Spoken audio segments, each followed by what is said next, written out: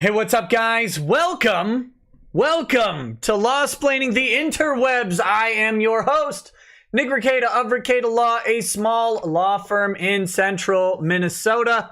And I am so happy to be with you guys. Don't mind the hair. I got it cut. I got a haircut today. I've been crying and waiting for a haircut forever.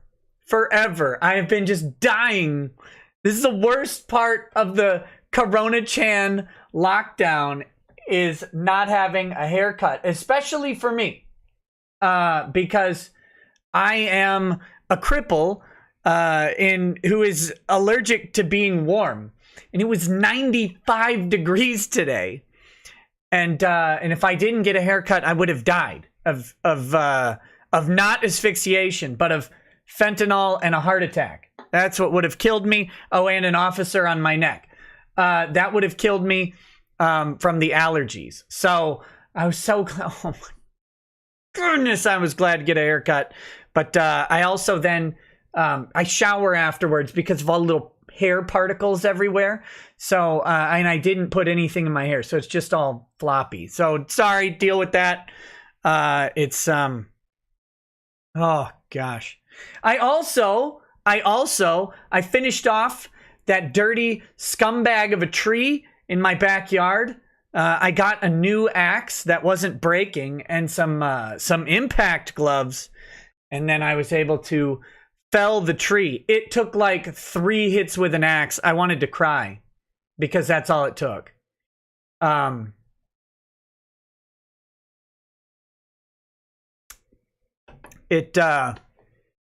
But it's now dead. It is now dead. All the other trees are looting and rioting in the backyard, but that one had to go. Look, of course, jokes aside, all right, I'm not good at this. I don't ever think it's too soon for jokes. They mean no disrespect. I deal with as much as possible in life with levity, because I think levity's important. And so, you know, pardon me. I hope the jokes don't bother you too much. There's literally nothing personal meant by them. But that being said, today we are going to, in just a couple minutes, we're going to start talking about Floyd, about the charges. There are 2 autopsy reports released today. Although, notice you haven't seen the autopsy reports, because for some reason released autopsy reports in every newsroom doesn't actually mean they release the report. They just talk about the report from a press release that tells them what it says. So, are we going to examine the actual autopsy reports or the independent autopsy report? No. We're going to examine the press release for the official Hennepin County Medical Examiner's report, which covers, it's a 1-page document. It's very, very basic, and it's just fine for our purposes. And then we will cover the press about the independent autopsy report. I have not been able to locate a copy of the report filed by completed by Dr. Baden. Not Biden, Dr. Baden. The reports, we're going to talk about the impacts of those 2 reports. We're going to talk about how those reports meld into a criminal prosecution. We're going to talk about what autopsy reports are and how they work. And then we're going to put all this together into the charges that we have, and we're going to talk about those charges. We're also going to talk about statements by attorneys for the Floyd family, Ben Crump. Ben Crump is a prominent black activist attorney. You may remember him from the last I Can't Breathe case of Eric Garner. He was also involved in several other cases all the way back to Trayvon Martin, and that is something to bear in mind in all of this as well.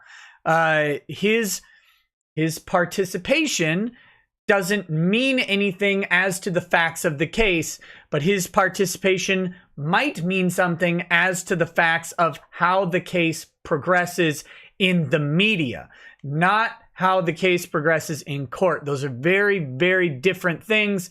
And having a, this is great. It's a perfect time to talk about the can't talk about whatever due to a pending litigation BS that people deal with, or that people spout off all the time. Of course you can talk about things with a pending investigation or a criminal prosecution or a civil case. And in fact, we have example after example after example of that happening and of it turning out both ways. It's amazing. It's almost like people say that as a shield for themselves to not have to answer very, very difficult questions. So the only people who have any mild responsibility to not talk about a case while it's ongoing are the actual government officials in charge of the chain of command within the jurisdiction that the criminal prosecution may be going. A mayor, for example, a county attorney, an assistant county attorney, someone who's in the prosecutor's office, a paralegal, a judge. These are the people who cannot comment on an ongoing case because government words matter, right? Government words really do matter for the purposes of affecting a prosecution. If it looks like the prosecutorial effort is unfair or unjust or partial or prejudicial, any of those things, it could result in a mistrial. It could result in a failure to prosecute. And that's very important. But the family of George Floyd and their attorney can speak out as much as they want. They can make efforts to foment flames. They can make efforts to calm flames. They can do all sorts of things in that. And Ben Crump is a guy who has been doing this for a very, very long time. And he is perfectly happy making public statements about public events that are in ongoing litigation, both criminally and civilly. And he also has a pretty darn good record of getting civil rewards, or at least preserving civil rewards for his clients, even if he's not ultimately the one to get them. We're not really going to dig into them too much, but you can look up his record of big cases on Wikipedia. You can see the settlements and the awards for the lawsuits that resulted, and find out that, you know, whatever he does, his value is debatable, but he certainly doesn't prevent the people that he represents from getting payouts, because they do. They largely do get payouts. By the way, I just want to say, everybody critical of my haircut, I will be talking to your manager as soon as I can figure out how to get the back of my hair to spike out like, you know, like that. That's for you guys.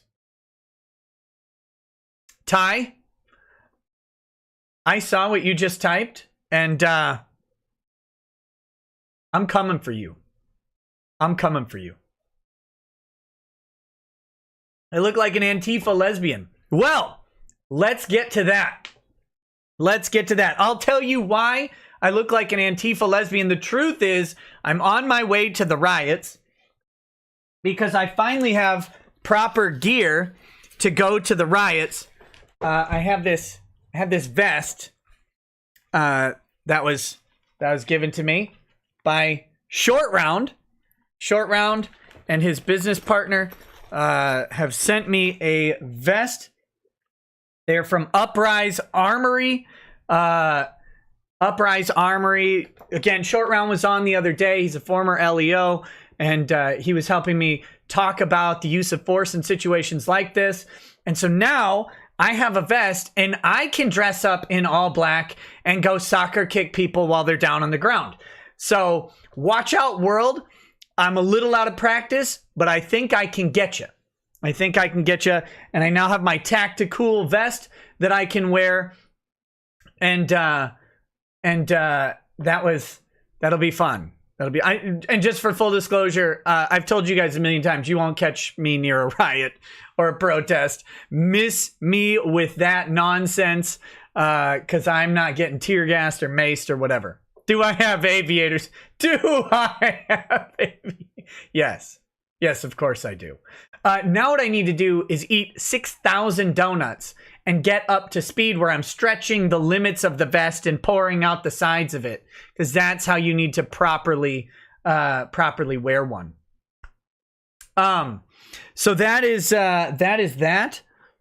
Oh, I also have this. So thank you to Short Round for that.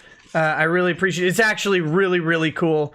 And then this was sent to me by B.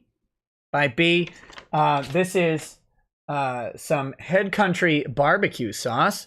Apparently, it is quite good where B is. It's a family favorite. So I'm going to give it a shot next time I do barbecue. What is this webcam and its autofocus make me want to cry? Hold on, let me fix that for you. What is happening? I get why it autofocused forward. I don't get why it won't focus back. So we'll just do it manually. Man, it's like before I got LASIK. There we go. The camera doesn't like your haircut. Like, we'll stop.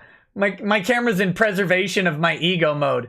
Look, we'll stop it. We'll stop people from making fun of him. If they just can't see him and call him stupid, then that'll help.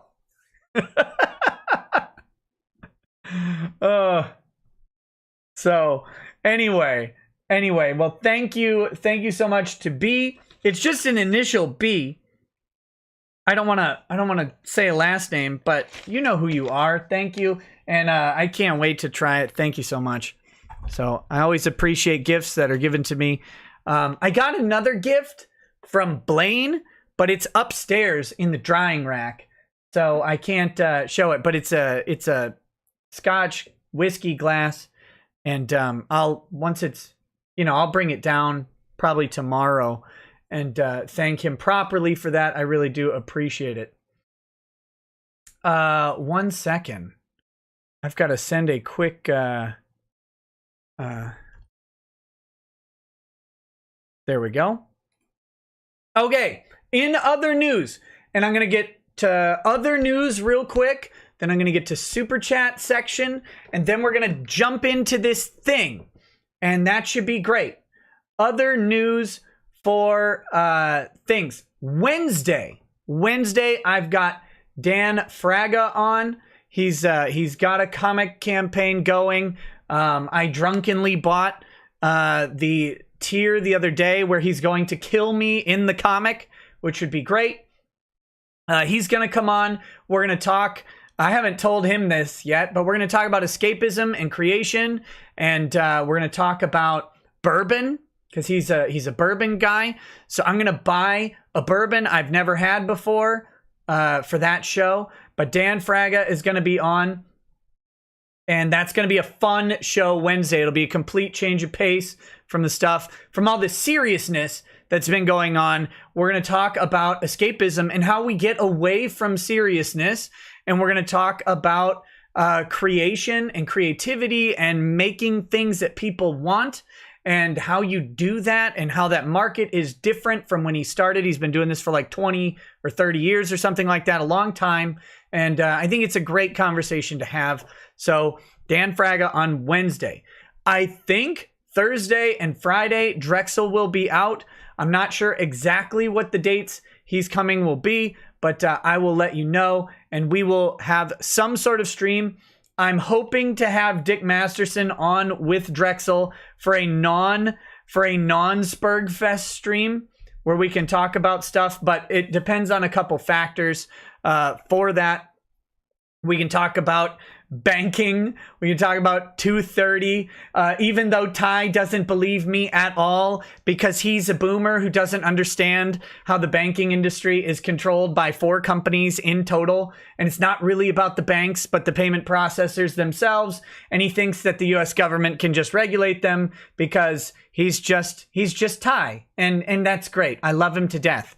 But he's And since he's not here to defend himself on the show, and he's just in the chat, I'll just make fun of him for being wrong. So there's that. And then the other news. Slef, you don't understand how this works, buddy. Sorry. The other news is that Anime Matsuri has been moved into August. Okay? Anime Matsuri has been moved into August. It is no longer in July. I am slated to go. I believe Lady Rackets will be accompanying me. Come join us in August. And then September is HawaiiCon. And I am planning on going to HawaiiCon as well. So if you can look, those are two of the most different and most fun conventions that I can, suggest people to go to. Anime Matsuri is huge. It's an expo. It's got all sorts of stuff. There's tons to do. There's a bunch of people. There's raves. There's gaming. There's all sorts of crazy stuff to get wrapped up in. So that is on one spectrum, a lot of fun, and it's going to be a big giant event this year. And then HawaiiCon is completely different. It is small, it is intimate, it has anime, it has sci-fi, and it has actual science all together, and it is geared towards families and kids, but it also affords you an opportunity to speak to a broad roster of really impressive and cool people in a way that you won't get at other conventions. Like when you can hang out with scientists from NASA Goddard. You can hang out with, the National Geologic Society scientists. You can hang out with actors. Last year, that Gimli, the dwarf there, John Rhys Davies, he was there. You got to spend time talking. Like, I had full conversations with him. Eddie McClintock from Warehouse 13 was a great guy. Really, really like him. Got to spend a lot of time with him. It's a much different experience than any of the other conventions, and it's worth every single minute. So that's where I am hoping to be later this year, more as that comes out. But I will hopefully be at both of those shows. I'm planning on it. It would take some weird thing to make it not happen. So, okay.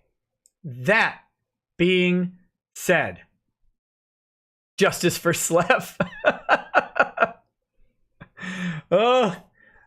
Yeah, I know. I can't pronounce John Rhys Davies, Rice Krispies name. It's fine.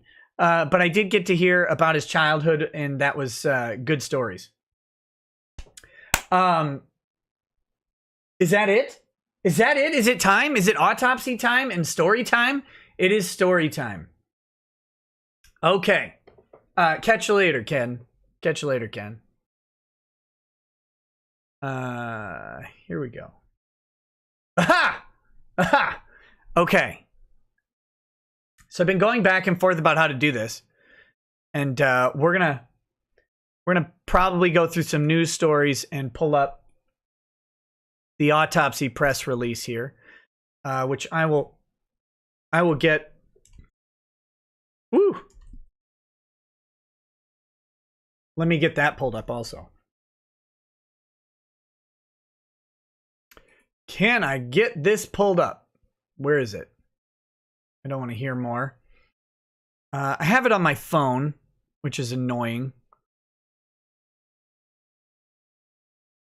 Do you know how frustrating it is to just to not just post the damn document in the news story?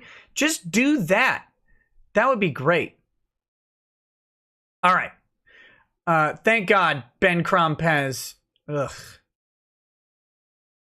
given us a snippet over here of the findings. I'm just getting these pulled up here. 1 second. We've got this one too. Hi, let's do everything on Twitter now, because that's how the world should run, is on Twitter. I like this person who spelled homicide as homicide. No, don't be a bigot, lady. Don't kill all the homos. What are you doing? No, it's not homicide.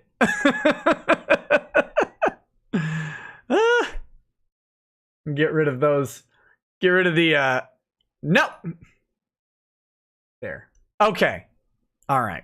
Let's check out this news story first, and we'll get into it. And what I'm going to do is I'm going to pull up the murder statutes as well as we go, and we'll talk about those murder statutes and how this all works and why I say that they have currently, with the current info that we have, done the best charging so far. Hoglaw had a friendly disagreement with me on Twitter. He thinks second-degree murder is an appropriate charge. I think third-degree murder is the appropriate charge if they want to win. We can talk about our disagreements on that and why I think mine is closer to right. We don't know, right? We don't know what their arguments are going to be. I can just give you my perspective on what I think their arguments are going to be, and we'll have to watch it play out. And I like Hoglaw, and I'm hoping to have him on a show because he's a really, really smart guy. So I don't want to paint our disagreement as any sort of beef or anything like that. It was literally just two lawyers talking about it. So, but yeah, the point in that is two reasonable observers can disagree about the charges, and I'll just tell you why I think they have the current best charge. And let me just tell you, anyone wanting first-degree murder on this at present, with the information that is going to be admitted into evidence at this point, is wrong. They're just wrong, including Ben Crump. If you are to charge this as first-degree murder, based on what is publicly known right now, you lose the case, period. No purpose in doing it. It's a waste of resources. You will not win on first-degree murder. And the Hennepin County Attorney's Office knows it. So no matter how much you scream or burn down buildings or throw Molotov cocktails at police cars, a first-degree murder charge has the cop walk. Very important to understand. We'll talk more about that as we look at the laws. David Smith, no, they cannot. All right, let me do these chats and then we're in. West Nile Chin says, Nick, how did your state elect two such sad sacks for governor and mayor of Minneapolis? We are the bluest state in a weird way ever. Remember, we went blue. We're the only one who went blue for Walter Mondale over Reagan. We are commie blue through and through, and don't you forget it. The mayor in particular looks like his wife ran off to a Mandingo party and joined the riots while he put away the snack tray. Damn. No, I saw him at a press conference and he looked haggard as hell, man. He's like, yeah, we're doing everything we can. Oh, and let me just say this. Guys. The governor and the mayor calling in the National Guard after ordering police to stand down is one of the lowest of the low moves I can think of. It is frustrating. I know people want the National Guard to come in and control the riots, but for just a moment, think what you're asking them to do. Anyone, you guys, me, whoever, we would be like, that's who guardsmen are. They're just us, right? They're not professional military. They're semi-pro military. They're part-time military. And it's not a demeaning thing or degrading thing in any way. So please don't take it that way. But they're just guys sitting around, and women too, just sitting around doing their own thing. And they're ready to answer the call when necessary, but they're not involved in this. They are not a police force. They're not a law enforcement unit. They respond to various types of disasters by providing aid and bringing stuff in. Police are actually the ones equipped and created to handle riots. Part of the purpose of the police force when it was created was to tamp down on riots, small uprisings, and insurrections. That's why they existed.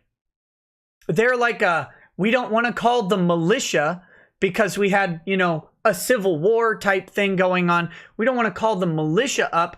We want a separate force who can go in and take down like these mobs of people. And, you know, they also had roots in suppressing slave uprisings as well in the South, but I'm not getting into that. That's not really important for this. And I probably just muddied the discussion too much. It doesn't really matter. The police are equipped and trained to deal with this stuff. The National Guard isn't. And so to order the police to evacuate their own buildings and to stand down from their own cities, the ones that they patrol, the ones that they're invested in, and the ones that the neighborhoods are supposed to invest back in the police officers with, to have them withdraw and then to call up reservists who are sitting at home, who don't have any sort of policing connection to any of this, and ask them to come shoot rubber bullets at people and to deal with the anger that was caused by the very police department that fled.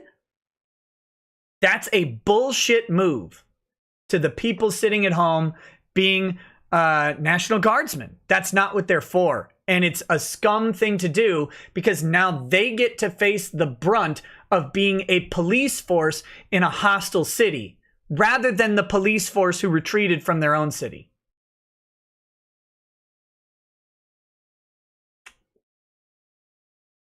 And that's just nonsense.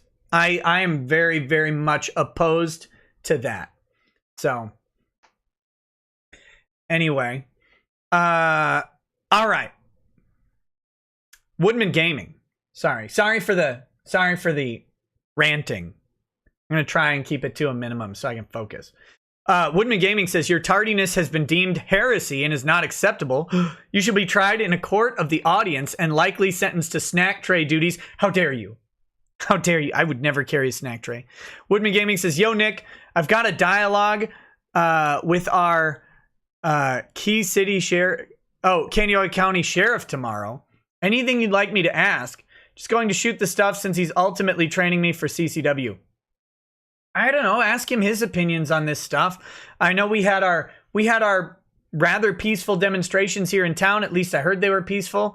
Talk to him. I'd be curious what his opinion on the lockdown orders were and what their policy was for the lockdown and handling people who violated quarantine. So that'd be the questions I'd ask right now. Ace Brain 2003 says millions unemployed plus school closures plus nothing to lose plus free time equals chaos fuel. Yes.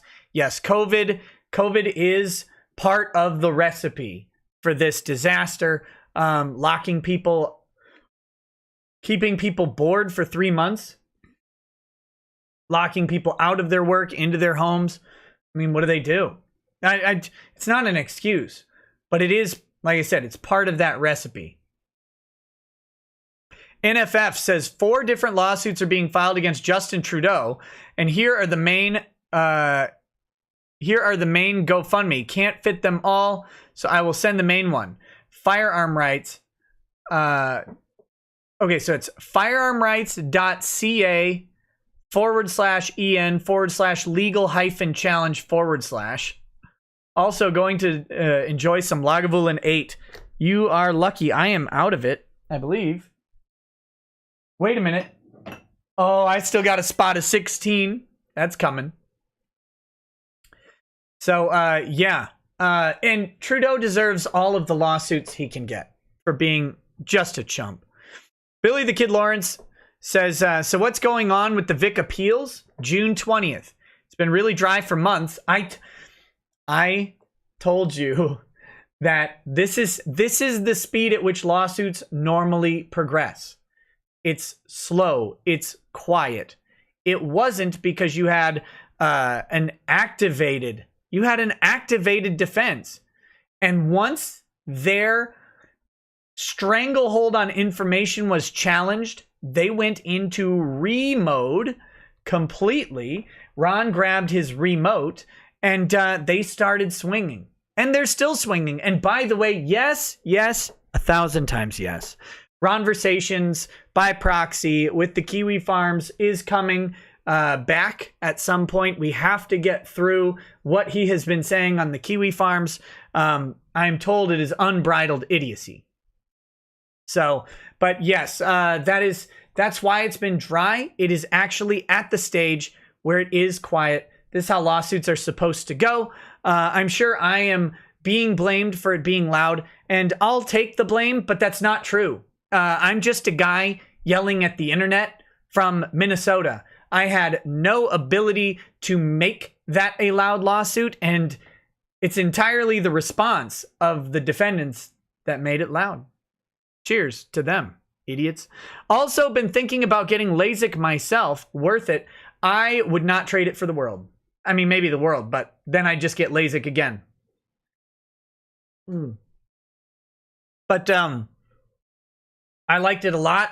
It's a very fast procedure. If you can get it at a decent price from a reputable place, do it, man. I went from like 2100 vision to 2015. So, and I hated wearing glasses. I hated maintaining glasses. I'd hate that they'd get scratched or dusty or whatever. I don't have to worry about that anymore. There's some mild discomfort. There's about a day or two of real kind of uncomfortableness. You don't even remember that. I had a special case where I had a corneal tear, and that was the most painful thing I've dealt with maybe in my entire life. But that was also just, it was one day of real nasty pain. But other than that, it's been great. And that was a really rare thing to happen. My case is really, really rare. So it affects your night vision. My night vision's great. So there. Worth it? I'd say yes. But that's me. Mike Mysterio 13 says, "Hey Rackets, longtime watcher." Hey, thanks, buddy. I've been watching a lot about this debacle. President even said he stood in solidarity with the protesters. How do we actually solve the problem? Well, my idea is a really simple and basic one. Cops kill less people. I don't think this killing was justified, and it's hard to watch it and think that it's justified in any way. Some of you may. That's okay. It's okay if you do. I disagree. I think it was definitely unjustified. But even justified killings from cops, we need cops killing less citizens. We have a right to due process. Now that process, if you pull a gun on a cop and he shoots you, yes, the process that was due to you was given.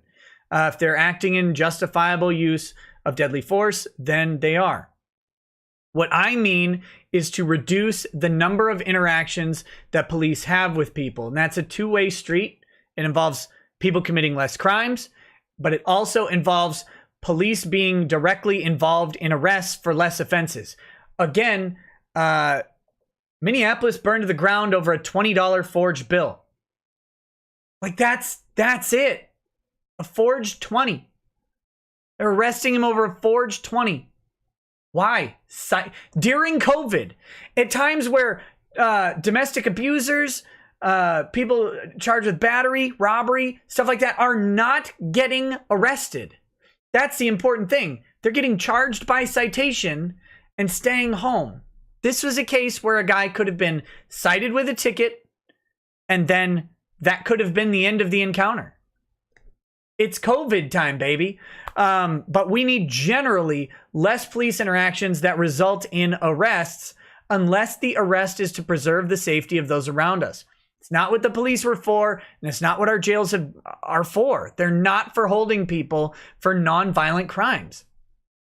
So less arrests for nonviolent crimes, and issue a summons. If they don't honor the summons, then you bench warrant and arrest them. That's how we do it for a lot of people, and probably more than you would think. There are probably more instances of that than you would think, but that's what my opinion is. All right, and finally, Mike Walters says, "You think Minnesota is more blue than California? Wayne Allen Root calls California California." Oh, so do I. It's mostly a joke, just because Minnesota has never, I don't think it's ever been a red state. but California was at one point. So what does that make Minnesota? I don't know. On a more humorous note, we have a lawyer in SoCal who literally tells his clients to STFU. Yeah, it's the Pot Brothers, right? Pot Brothers are great. I think they're in California. So, okay. Let's read this article from the Griot. And we're going to do that. And I want to frame this discussion in this way. And since I am running the show, then that's what you're stuck with. Unfortunately, attorney Ben Crump has publicly confirmed that the family of George Floyd wants former Minneapolis police officer Derek Chauvin to be charged with first-degree murder. And this is, at present, the worst decision that they can make. They should not do this. It is absolutely not in their in the interest of having Derek Chauvin convicted to charge him with first-degree murder, as I said. I got a drinking problem. Like many people who have seen the video of the disgraced cop tactics to subdue, look at that. You can tell this is a slanted article, right? But that's the point. A forgery suspect. The civil rights lawyer was shocked when the MPD arrested their brother in blue on the charge of third-degree murder. Why was he shocked by this? I don't know. I don't think he actually was. Surely the 8 minutes of footage and newly released audio bears witness to intention, they would argue. They would argue that, but they don't get to argue it. Luckily, it's the Hennepin County attorney who gets to argue it. Ben Crump has no liability for the arguments he's claiming to make. And that's a good position for him to be in publicly, but it doesn't help the criminal case. However, the city officials note that their charges were not closed and could be expanded as more information is discovered throughout the investigation. That's true. At this point, I'm not so sure we're going to see that. However, Crump believes that there is sufficient evidence already presented to argue for the first-degree charge. Crump laid out his view to Face the Nation about what information he has shared with the family. He says the charges should be upgraded to first-degree murder, suggesting premeditation. Hopefully upgrading these charges to first-degree murder because we believe he knew who George Floyd was. Let me point this out and dispel this real quick. It doesn't matter if George Floyd and Derek Chauvin worked every single minute of every single shift at that nightclub together. We're best friends and held hands and kissed and stuff. It doesn't matter. It really does not in any way lead to a premeditated murder charge because they knew each other, even if they knew each other very, very well. It just doesn't make it premeditation. Lots of people kill people that they know very, very well and get second and third degree murder charges. Because premeditation has nothing to do with knowledge of the other person. It's a desire, a premeditated desire to end the life of a person intentionally. And those are very, very different things. Now, you could say that since he knew him with his knee on the neck, that just shows that he was trying to kill him or cause him harm. It does show that you could circumstantially argue that he knew him and therefore was trying to cause him extra harm. That's still not evidence that he wanted to kill him. And that's the big difference, and that's what's being missed in this discussion. A desire to kill is different than a desire to harm that results in death. They're very, very different things, and legally they are critical to the assessment. So I want everyone to be very clear on that in the audio from the recording has him sort of taunting Floyd, saying, oh, you can breathe, you're still talking. Why don't you stand up and get in the car? Stuff like that, right? That doesn't in any way evidence a desire to kill him. He's not saying, die, N-word, right? Different story. Very, very different story if he's doing that. If he says, die, mother effer. If he says, you deserve this, you piece of trash. those are circumstantial evidence that he's trying to do more than just merely create a scenario in which death can happen by recklessness. And I think that's the big problem that they've got with a first-degree charge and why we're not seeing anything about it. Crump knows this, but it's not Crump's job to do the criminal prosecution. Remember that. He's the representative of Floyd's family. It's his job for the follow-up wrongful death lawsuit and civil rights violations against the city of Minneapolis. And those are going to be big lawsuits. He wants to puff this up into a fervor. It's in his interest to get the city of Minneapolis to offer upfront a giant settlement to hopefully have the Floyd family go away and call for an end to the violence. That's his job. Always remember who is representing whom, because that's Crump's job.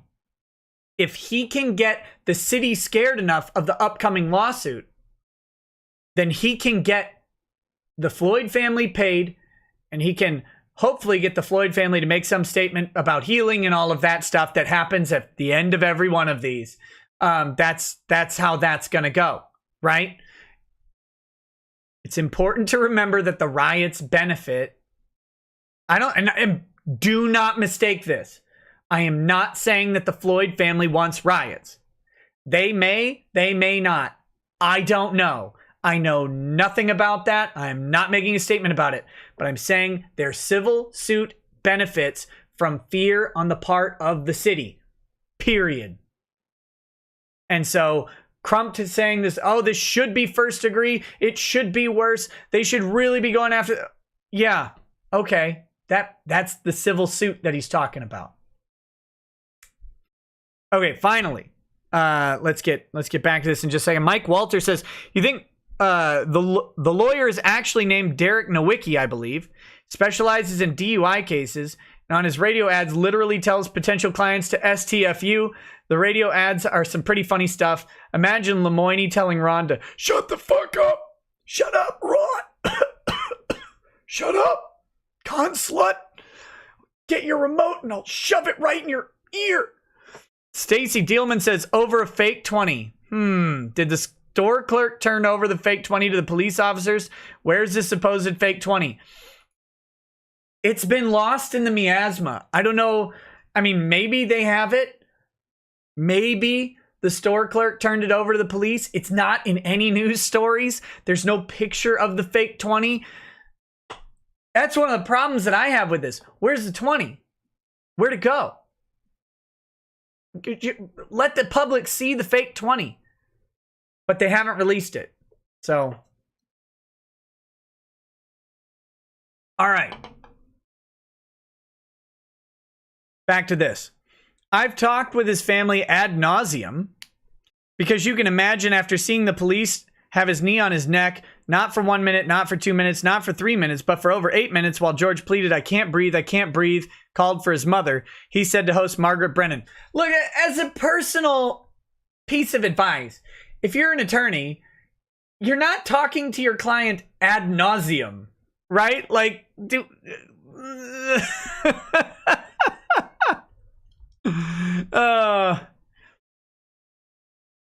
let me read you the definition of ad nauseum. In case you don't know, it means referring to something that has been done or repeated so often that it has become annoying or tiresome. Look, I have talked to this family about their dead family member so much, ad nauseum, so much so that it's become annoying and tiresome for me about the death of their family member that's led to giant nationwide riots. I mean, oh my God, just it's just hard on me to talk to them so much. What a terrible, like, people aren't always careful, right? It's just rude. Way to say it. We now have the audio from the police body cam. We hear where one officer says he doesn't have a pulse. Maybe we should turn him on his side. But yet Officer Chauvin says, nah, we're going to keep him in this position. That's intent. Nope. It actually isn't intent. And a defense attorney is going to argue ad nauseum that is not intent for Derek Chauvin. What about that is intent? Well, you can infer.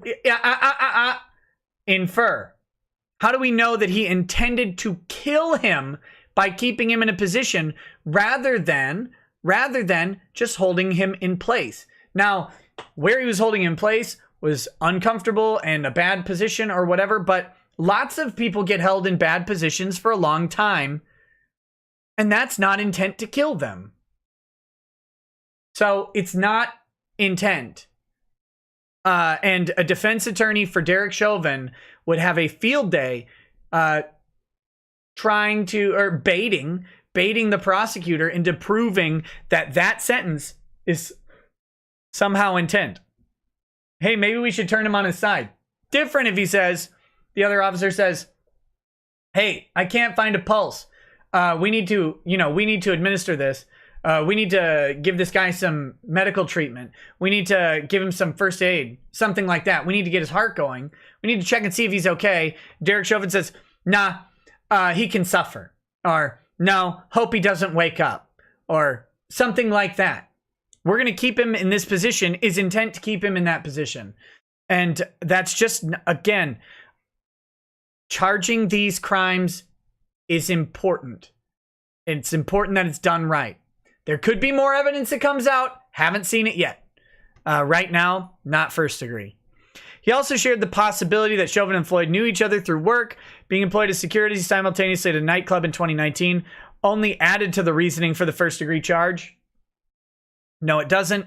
Crump revealed his family has been notified by the owner of a club that Derek Chauvin was an off-duty police officer while George Floyd was a security guard, and so they had to overlap. Had they to overlapu or whatever, if I say that like I'm an anime. Who is this panda? Stop it.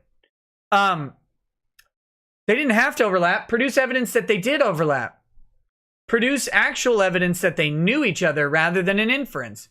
I've also heard that nightclub has a large staff of security that rotated out, and they have no idea if their shifts ever did overlap. That doesn't mean either one of those positions is true. We don't have a timesheet, and even if they did work together, we have no idea if they ever even talked. These aren't actually evidence that support a first degree charge. So that's important. Uziel says, Nick, I want a haircut that says I'm a waste of air, who has insecurities over my sexuality. Oh, wait, this is my quote. I'm quoting this. I want a haircut that says I'm a waste of air, who has insecurities over my sexuality. And when I finally Minecraft myself, I will not be missed. Barber says, Logan/Jake Paul haircut, say no more. That's only because it's floofy, because I didn't put anything in it. Rude. Felipe Move It says, hey, Nick, I was worried about the riots, but then I saw your haircut. Thank you for reminding me things can always get worse. Oh, I love you guys, even though I cry after every show. And tonight is no exception. Okay, back to the article. Oh, this is Benjamin Crump, by the way. Scratching.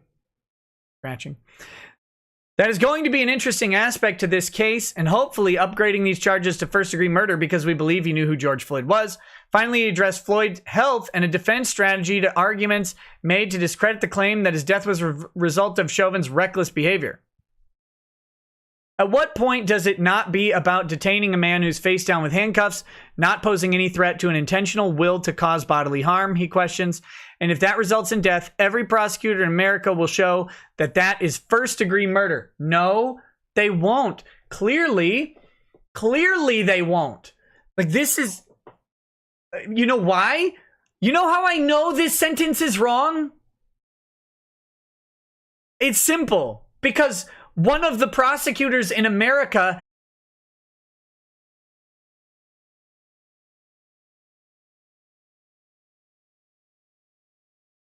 Am I back?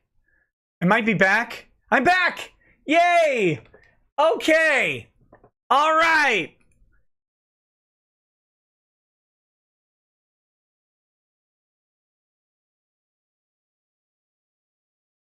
We back. Okay. Yeah. I looked up. The lights flickered. And I went, what the hell? And then I thought maybe a light bulb was about to go out. Turns out, that's not what was going on. Turns out I was just losing internet for a minute as my router reset. So the power just flickered off for a second. So, sorry. Okay. Well, well, now that everybody has left the stream, I'm so glad. I'm so glad that we can finish up. I hate when that stuff happens. Okay, back to it.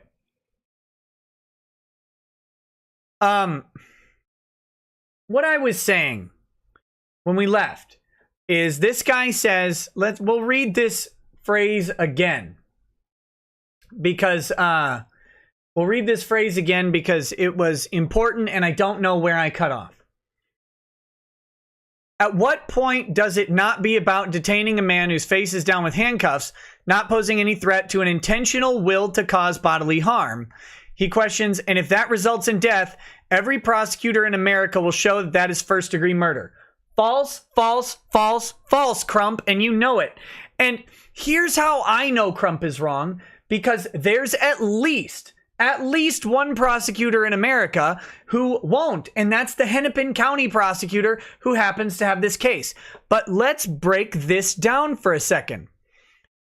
An intentional will to cause bodily harm, if that results in death, every prosecutor in America will show that that is first-degree murder. Those are not the elements of first-degree murder. In fact, let's pull that up right now. Minnesota statutes, murder. Here we go. Whoa! We'll do this real quick. Murder in the first degree.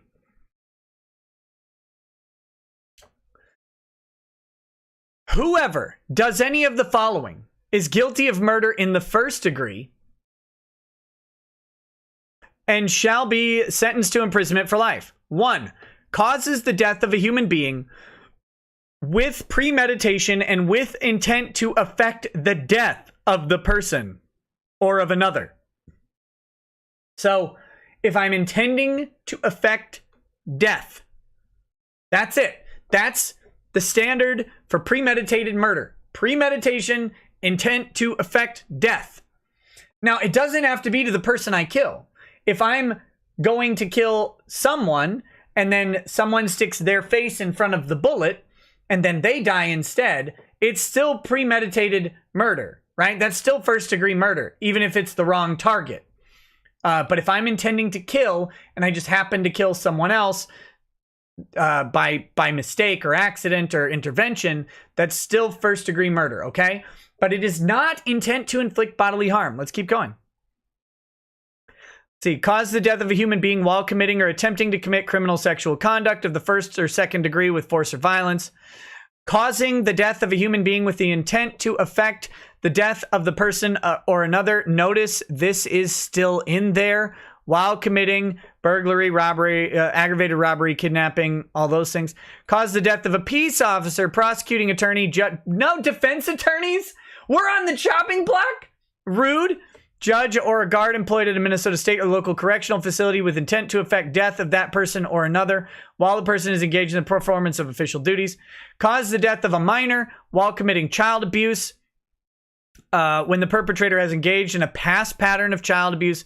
Cause the death of a human being while committing domestic abuse when the perpetrator has engaged in a past pattern. Cause the death of a human being while conspiring to commit or attempting to commit a felony crime to further terrorism, and the death occurs under circumstances manifesting in an extreme indifference to human life. So you put a bomb somewhere and someone dies from it. Okay, obviously, that's that. But notice what's not in there. There is nothing about intent to cause bodily harm. Crump is either wrong or lying. He's just, it's just, that's not true, to quote Ethan Ralph, right? That's just not how it works. And it's really disingenuous of him to say so. But again, remember, his job is not to be accurate on the criminal investigation at all. He won't be involved in the criminal prosecution of Derek Chauvin.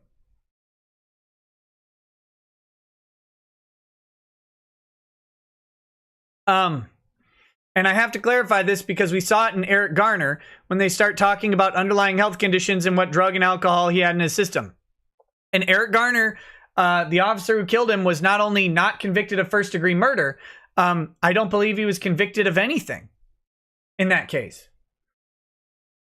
Now, I think Eric Garner's family still got a settlement. Floyd died on Memorial Day after being accused of using a counterfeit bill to purchase cigarettes. While being detained, the officer, Chauvin, placed his knee on his neck to keep his face down on the ground. As Chauvin put his hand in his pocket and appeared to push down more, Floyd can be heard pleading for his life and at one point cried out for his mother. This is minutes before he was limp and unresponsive and an hour before he was declared dead. An autopsy has not shared when he died publicly, and the incident was captured on film by a 17-year-old bystander. So there you go. That's that. But now we're going to look at the autopsy reports in just a second. But I want to point out, again, the critical element of first-degree murder that they have to prove beyond any reasonable doubt is this: intent to affect the death of the person or of another. And the other one is with premeditation. This is the only relevant section here, unless we found out that Chauvin and Floyd lived together and had some sort of relationship beyond their working relationship or something like that. And then you could do domestic. Obviously, that's ridiculous. That's not those are facts that are not in this evidence, not in this fact set at all. But anyway, yeah. Premeditation and intent to affect the death of the person or of another. We will look at the second and third degree statutes in just a little bit. And I am probably going to do a condensed video on this, and especially on these two medical reports, likely tomorrow. I just couldn't get to them today. Also, the reports came out late in the day, and I didn't have time. Okay, let's look at the official Hennepin County Medical Examiner's report. It's right here. But notice this is a press release report. The actual report is going to look a little bit different. But, okay. We have George Perry Floyd, 46 years, black male. Well, 302 Glenhurst Avenue. Sorry, doxed. You're dead. So, don't bother them. 5/25/2020 was the date and time of injury. Location of injury, 3759 Chicago Avenue in front of Cup Foods, Minneapolis, Minnesota. And if you don't know, Minnesota is home to Cub Foods, which is a grocery store chain. And Cup Foods is obviously a knockoff name of the grocery store chain, which I find to be absolutely hilarious. Let's see. Location of death, Hennepin Healthcare ER, 701 Park Avenue. Cause of death, cardiopulmonary arrest, complicating law enforcement subdual, restraint, and neck compression. Okay, so the cause of his death is that his heart stopped. I want to point that out. That is typically the cause of many deaths, is when your heart actually stops. And now the complicating factors are law enforcement subdual, restraint, and neck compression. So they are ruling that the compression of the neck and the restraint are factors in this death. The manner of death is homicide. Now, that is not a legal determination of anything. And if you notice, homicide is not a criminal act in Minnesota. And it's not in most cases, unless it's criminal vehicular homicide or something like that. Homicide in this manner just means that it was death caused by another person. So that is the conclusion of the Hennepin County Medical Examiner's report. I want to be clear, this is likely the report they're going to go with. Okay? There's an independent autopsy report, and that's great for the civil case. For the criminal case, they're likely going to go with the Hennepin County Medical Examiner's official report. Because it will have, for the defense, remember that this case gets defended, they will have less grounds to challenge the Hennepin County Medical Examiner's report than they will to have an independent report of a doctor that is seemingly always hired in independent autopsies on race-related killings. Okay? We'll talk about that as we go. They're going to use this report. I don't know how else to say it. How the injury occurred. Decedent experienced a cardiopulmonary arrest while being restrained by law enforcement officers. Other significant conditions.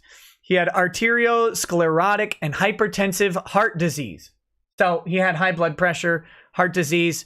Lots of people in their upper 40s to 50s have this type of disease. This does not mean that he died from his heart disease and it just so happened to occur while his neck was under a man's knee. That is not a conclusion of the medical examiner's report, and it's very important because that's kind of how it's being spun or reported in certain locations to achieve desired social results. The reality is the medical examiner's conclusion is that the arrest, the restraint, and the neck compression are the factors which triggered the death of this individual. Now, you can trigger a lot of things. You can trigger heart disease. You can trigger these things by actions that are unnecessary and would not have been present otherwise. And that can be the cause of death. Absolutely. So having this as a portion of the facts doesn't it allows the defense a option to say, well, he died of a heart attack, right? That his heart stopped. How was I supposed to know his heart was going to stop while he was saying he couldn't breathe and exhibiting lots of symptoms that a medically trained professional might suggest was indicative of a heart attack, and that they refused to provide any aid and instead maybe exacerbated things while he was having a heart attack, and that heart attack stemmed from their actions in the first place. All of they can have arguments over it. They're going to have arguments over it anyway. But the medical examiner's report is that the cause of death is homicide from the restraint and the neck compression specifically. Other significant conditions. Oh, we're still on this. Fentanyl intoxication. This means that at the time of death, they believe he was under the effects of fentanyl. We don't know how much intoxication there was. We don't know to what extent the fentanyl intoxication was impairing his behavior or judgment or anything like that, or if that exacerbated the heart attack. Presumably, he was not dying of a fentanyl overdose. So the mere presence of it in the system is not necessarily indicative that he was killed by it, and the medical examiner does not include it in the cause of death. And then recent methamphetamine use, which means he tested positive for meth in his system. No idea how long ago or anything like that or to what amount, but meth in the system. So then you can direct media inquiries to this lady, Carolyn Marinan. And then there's a comment about this. It's a neutral. Okay, so here we go. Manner of death classification is a statutory function of the medical examiner, which means they're required by law to do this as part of death certification for purposes of vital statistics and public health. So them calling it a homicide is not legally determinative. It will be argued that this is an expert who called it homicide, and they need to argue with another expert that it's not. All right. Manner of death is not a legal determination of culpability or intent and should not be used to usurp the judicial process. Such decisions are outside the scope of the medical examiner's role or authority. Under Minnesota state law, the medical examiner is a neutral and independent office and is separate and distinct from any prosecutorial authority or law enforcement agency. Now, why are they saying this? Because the obvious question is, were they pressured to add neck compression, law enforcement subdual, and restraint to this report? And that will likely be something raised by the defense at trial to try and establish a sufficient amount of doubt to have the defendant go free. Of course, they're going to question this medical report, which came out very quickly, which came at the order of a mayor who was saying that this guy needs to be arrested and prosecuted as fast as possible. There's riots going on. There's an outcry for reports. And this seems to indicate that the entire cause of death was the defendant, whereas there are other significant conditions that aren't listed in the cause of death at all. Now, is it a winning argument? I don't know. You better have another expert. You better have an expert to review the data and to argue your side. But that's what they're going to have a fight over. That's the trick, right? The defense will have a chance to do this. Now, I went looking to see if there are cases in Minnesota on bringing in an independent medical examiner, like we have here, on bringing in their opinions into a prosecution. And I wasn't able to find any direct analogs in the authoritative case law for Minnesota. Now, I did not go through every district court case that's ever been done. There very likely could be something where an independent medical examiner was brought in to do something. I don't know. It's not typical to use an independent medical examiner's report. You're going to use the autopsy report that is, you're going to use one autopsy report. Let me put it that way. You're going to use one autopsy report. And the prosecutor is going to go with the autopsy report that they find to be the most thorough and the most insulated from counter arguments. Because they have to get it admitted, and prosecutors' reports in Minnesota, or autopsy reports in Minnesota, are considered testimonial evidence. And this is really important. They are not sacrosanct, okay? They do not mean what they say is automatically added into evidence. They are expert witness testimony, which means just like any other piece of expert witness testimony, you can challenge it, you can cross-examine the witness, you can bring in your own better expert to counter that, and you're going to pay handily for a better expert in this case. But that will be determining of how the prosecutor in this case picks which autopsy report to use. I'm sure Mr. Crump is making this autopsy report available to the Hennepin County Prosecutor's Office and suggesting that they go with it. Now, what they have to do is say, if we bring this autopsy report in, we have to then state that, one, it was done at a later time. Two, there are personal and political motivations at play that will be brought up at trial. Three, is this guy qualified? I mean, he was a New York medical examiner in 1978 and 1979. How many autopsies does he do? How often does he do them? What is his role in this? Could they come up with a better medical expert than Baden for their defense? Or can they come up with a better medical expert than the Hennepin County medical examiner? Maybe yes to either. I don't know the answer. I don't know their what do you call it? Their resumes? Resumes. That's the word. Oh my goodness. Give me some Lagavulin. I don't know their resumes. And I don't know what other experts are available for this, so I couldn't tell you. But what I could say is the safe bet at this point is that the Hennepin County attorney is going to use Minnesota's Hennepin County medical examiner, who does this for every single case, and that they admit as an expert into basically every murder case in Hennepin County. That's who they're probably going to use.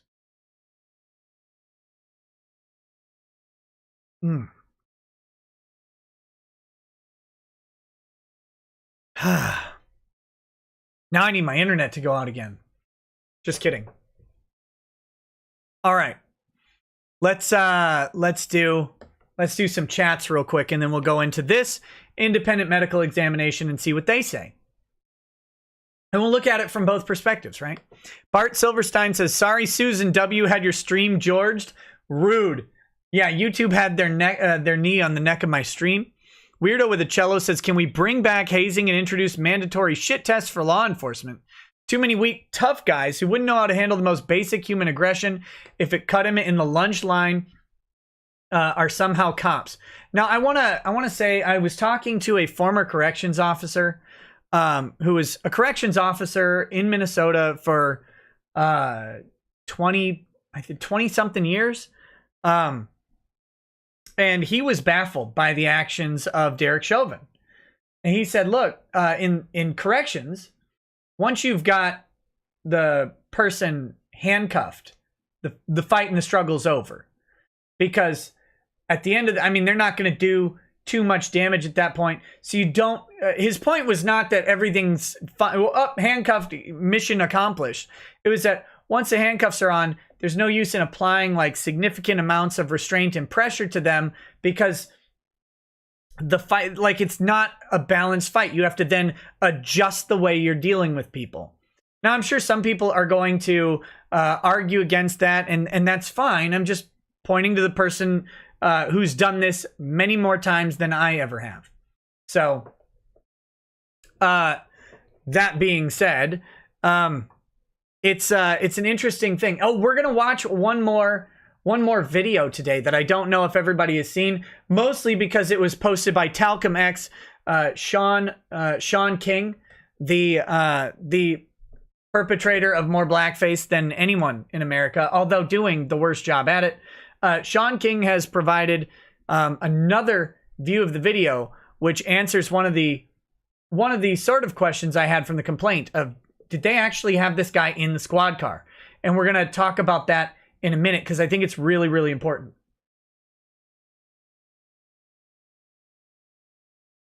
And his characterization of the video is completely ridiculous, in my opinion, from what we can see. But we're going to ignore what he says about the video, and we're going to look at the video ourselves and determine what we think. So that's coming in just a minute, too. So, the following result... Oh, wait, I'm still...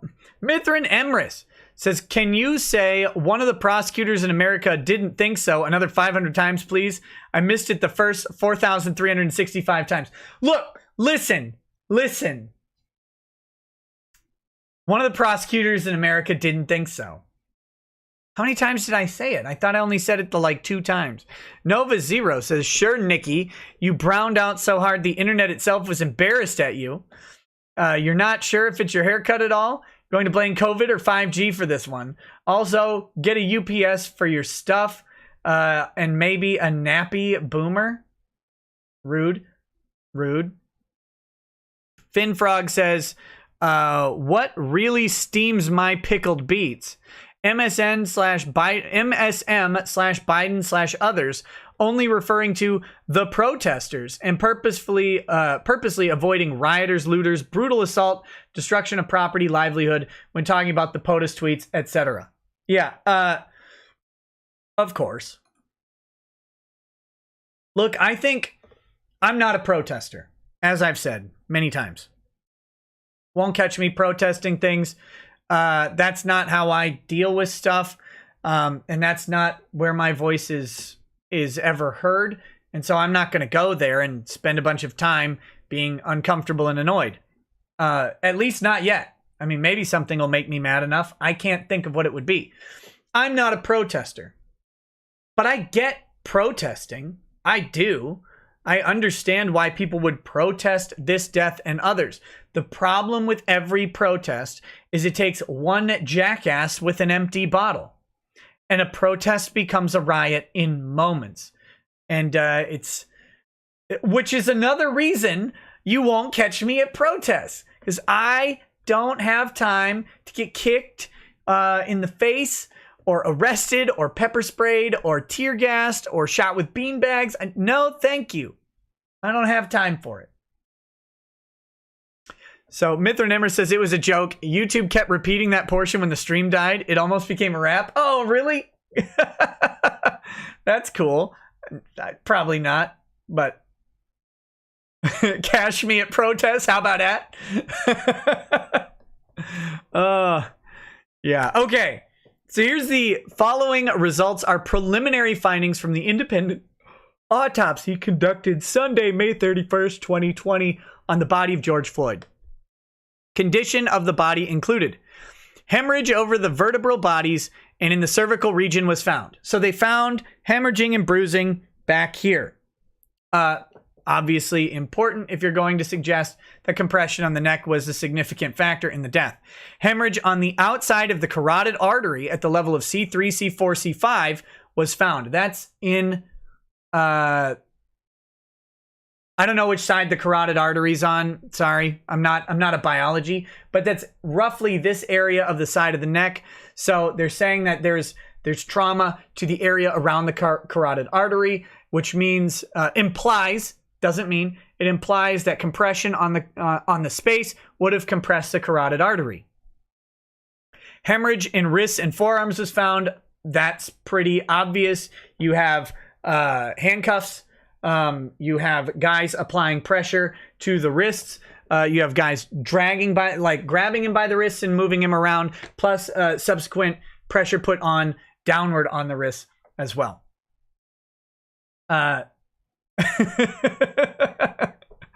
Oh, sorry. I said I'm not an biology. That's what I mean. The lungs were not congested or infected. So they're not saying that, any breathing issues in the lungs occurred. No issues with liver, spleen, intestines, or kidneys. All right. So none of these other factors, those have been eliminated. Findings related to cause of death. He died of asphyxia due to neck and back pressure. Now this is, maybe I'm a dummy, but I believe asphyxia is the loss of breath. The body's deprived of oxygen, causing unconsciousness or death and suffocation. They don't talk about hemorrhaging around the windpipe or anything like that. So I would think they would use strangulation rather than asphyxia, which would be a blood deprivation, from my understanding. But I'm not a medical scientist. I don't know what exactly, if asphyxia can include a blood choke, so to speak. But that's my understanding. Died of asphyxia due to neck and back pressure.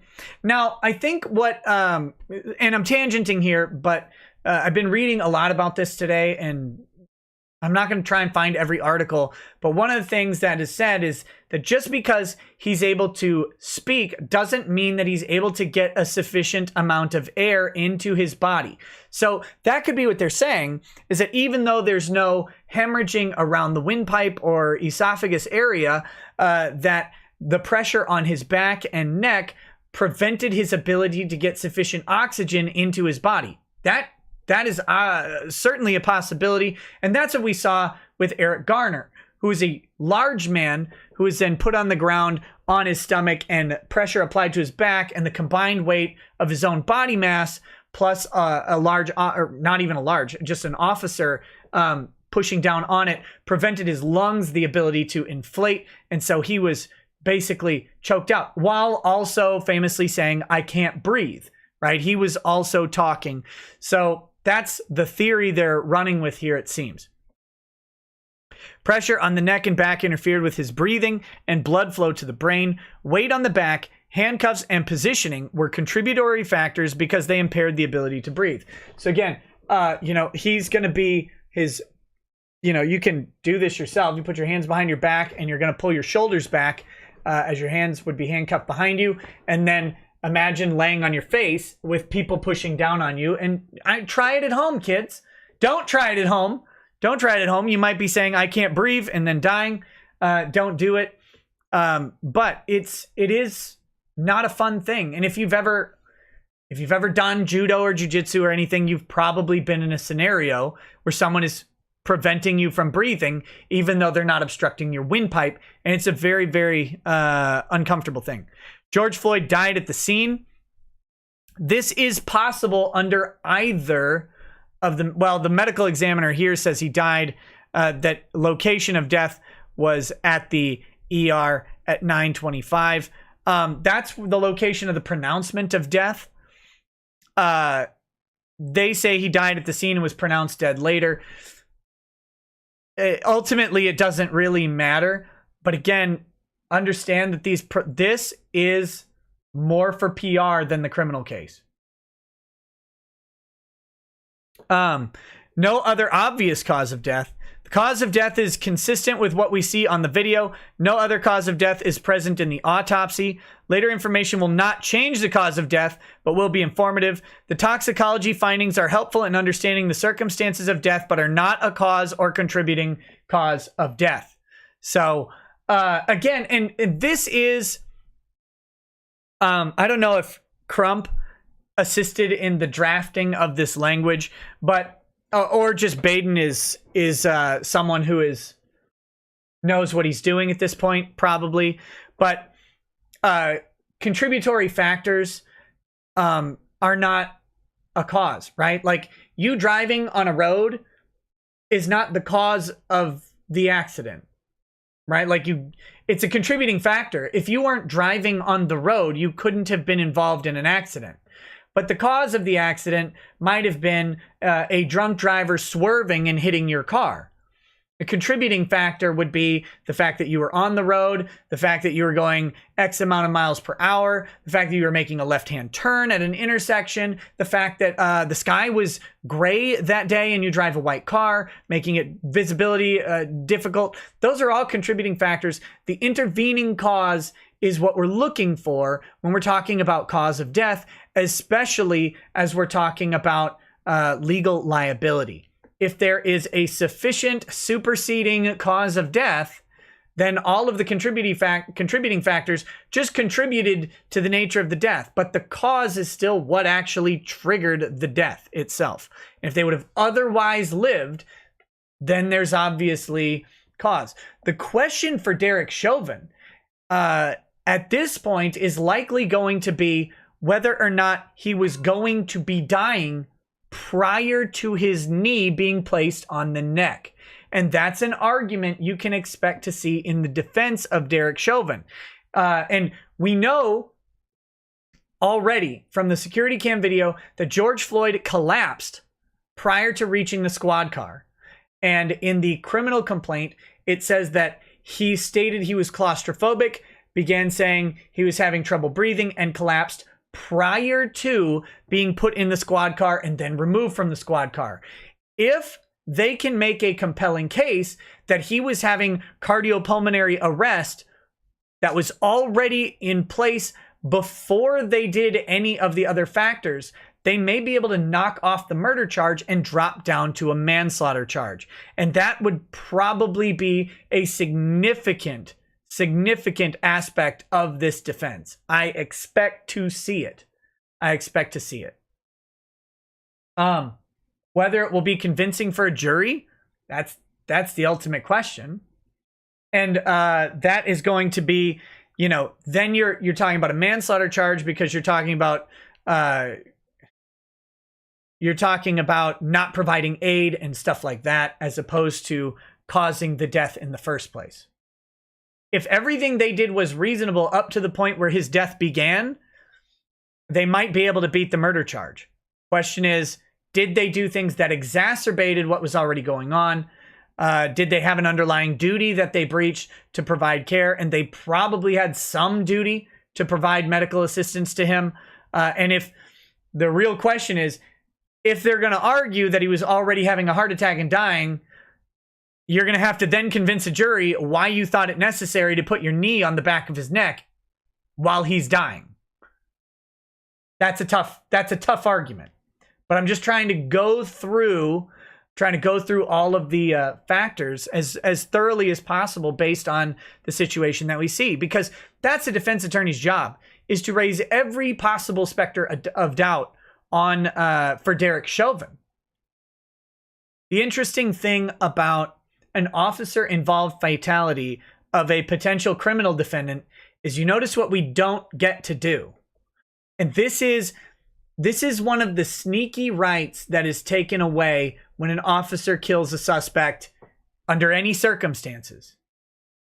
That suspect never gets to raise those similar specters of doubt in his own behalf at a criminal trial. And that's something I want, as I talk about police violence, that's something I want people to think about and remember. That is your right. That is your constitutional guaranteed right, is to challenge the accusations levied against you. And when you are killed, that is one thing that you cannot get back. You will never get the opportunity to defend yourself, and you'll never have a proper venue for someone to even marshal a defense on your behalf. You just won't get it. And that's a sad thing.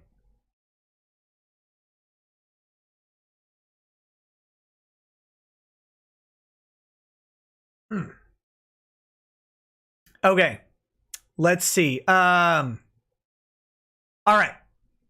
So these are the two medical reports. This is a preliminary finding, which is what we had a preliminary finding a couple days ago from the Hennepin County Medical Examiner. Whether or not they'll release the full report, I don't know. I mean, they're gonna do the toxicology findings. Although I was reading somewhere that I don't know if they believe they can get independent toxicology samples because of the time that's elapsed. They're gonna get different results. So they may just incorporate the existing, toxicology findings into their final report. I'm not sure. But going back to the underlying question, I think what we're going to have here is the Hennepin County Medical Examiner report being used for the criminal prosecution of Derek Chauvin. This is a twofold purpose. It is for PR, and it is also for an upcoming civil suit for wrongful death and deprivation of civil rights in violation of 1983, which is the federal statute on deprivation of civil rights under color of law. That case that's going to be levied against the Minneapolis Police Department, the city of Minneapolis, and probably the state of Minnesota, and a whole bunch of people in their official capacities. So that's what this is for. It's prepping more to generate a settlement rather than to be used at trial. I mean, although they certainly will if they go to trial. But the idea in this is, listen, that's a nice city you got over there. You want it to burn again, or do you want to settle this out? Right? Like, that's the real choice that Minneapolis is going to be faced with as a city, is your city just burned to the ground. You come out and fight against this wrongful death claim, and your city will probably burn to the ground again.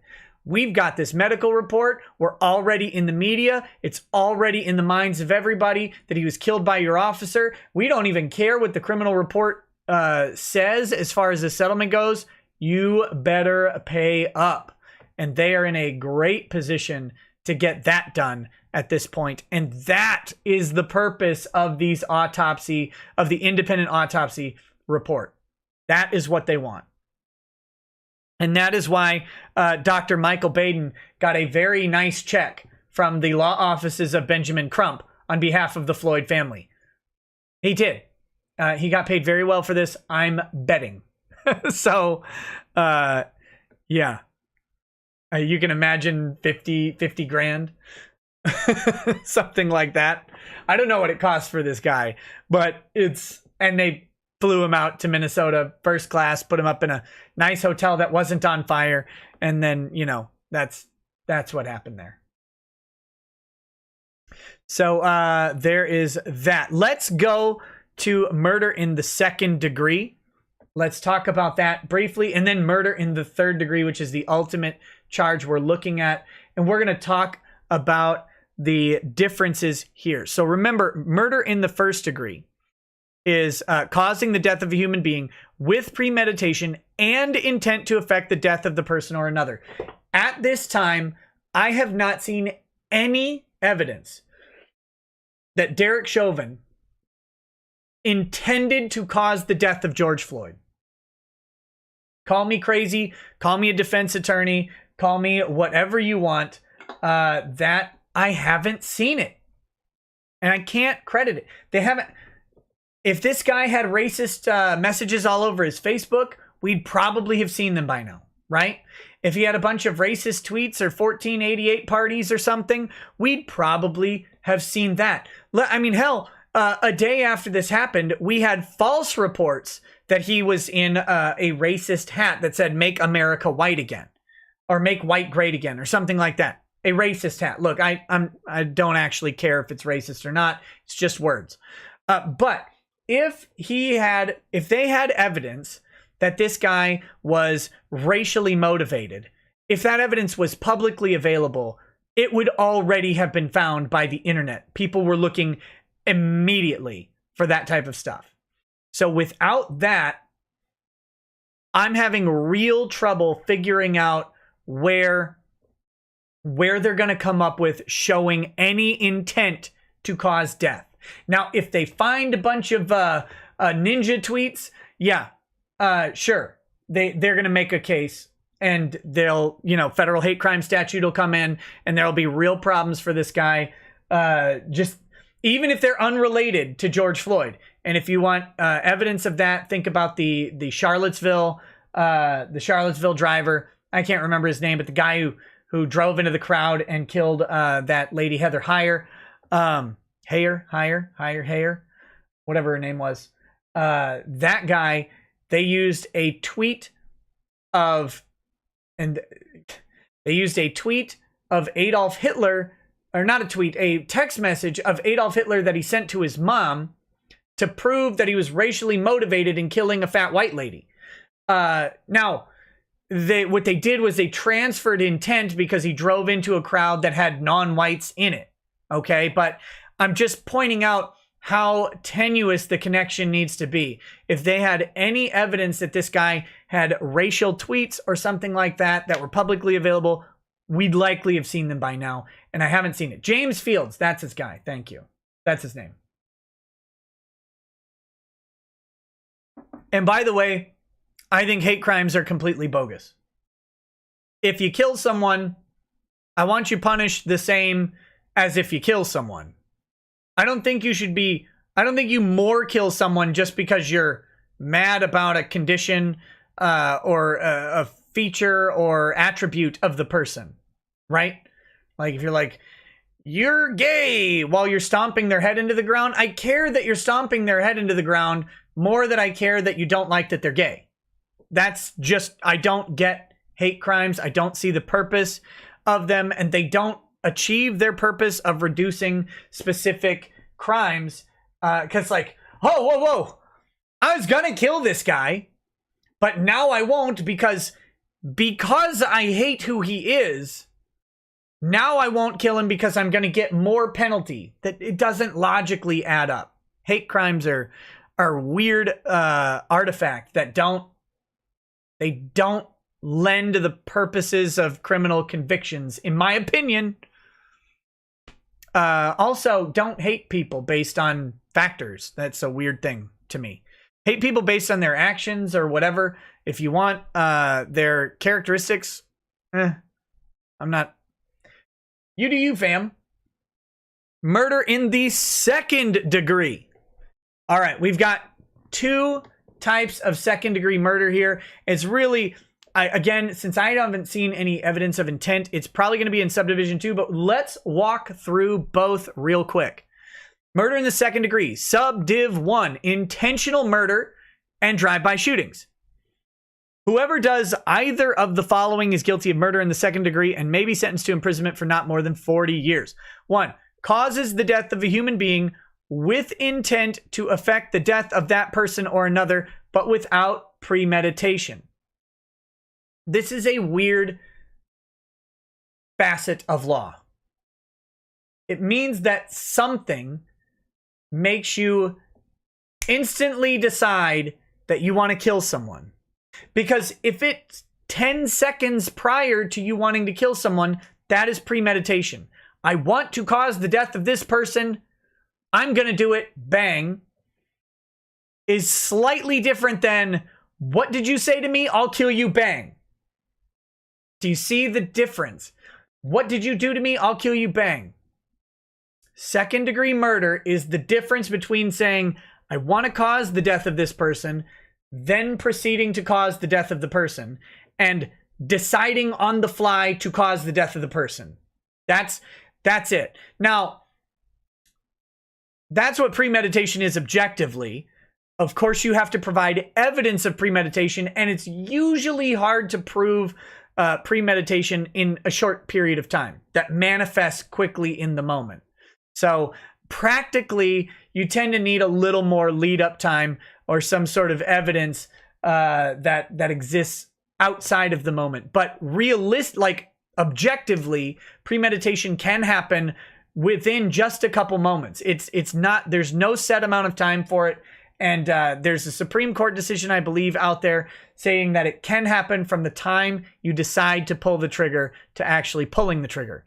But again, proving that is a different thing. Next, causes the death of a human being while committing or attempting to commit a drive-by shooting. So, look, if you're doing a drive-by, they don't like that. That's second-degree murder. Because you're trying to kill someone. And this is the interesting thing. There actually could be premeditation in a drive-by.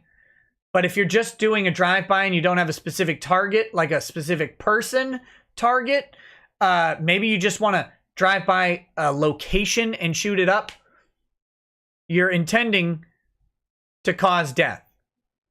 You're just not really caring who it is. Presumably. If they could show that you had a specific target in the drive-by, they just might as well charge you with first-degree murder anyway.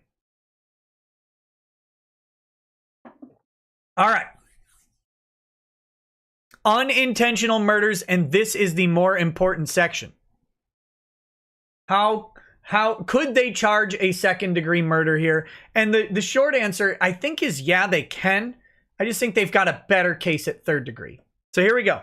Whoever does either of the following is guilty of unintentional murder in the second degree and may be sentenced to imprisonment for not more than 40 years. Same charge. 1.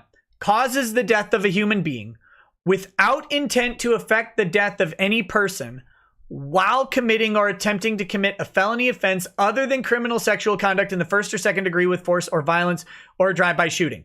So, criminal sexual conduct in the first or second degree with force or violence, first degree murder. Remember? So that's why that's an exception. And drive-by shooting is automatically an intentional murder. It's still second degree, but it's intentional. No matter who dies in a drive-by, it's an intentional murder at that point. And then we're gonna break that down in a minute. Causes the death of a human being without intent to affect death of any person while intentionally inflicting or attempting to inflict bodily harm upon the victim, where the perpetrator is restrained and under an order for protection, and the victim is a person designated to receive protection under the order. This does not apply because there's no order for protection against Derek Chauvin against George Floyd, or in regards to George Floyd. Ignore it. It's out. Begone, thought. That's THOUGHT. That kind of thought. All right, back to this one. So this is what we're focusing on. So causes the death of a human being without intent to affect the death of any person while committing or attempting to commit a felony offense other than criminal sexual conduct in the first or second degree. Blah, blah, blah. Felony offense. So we'll stop there. To do this, they have to prove an underlying felony offense that is not manslaughter. All right? They would have to prove a felony battery, for example, or an aggravated battery against Derek Chauvin. I'm not sure if excessive force is a felony. I don't believe Minnesota statutes excessive force. Let's take a look at that. No, that is not codified in the Minnesota statutes. The authorized use of force. Yeah. And this is where I think we have an issue. I am not entirely sure that they have a battery argument against Derek Chauvin. A felony battery argument. I guess let's... Well...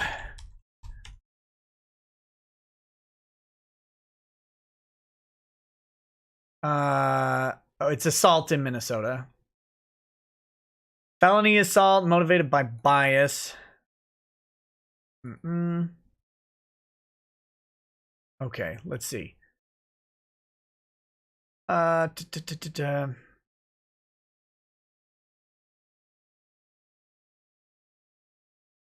All right.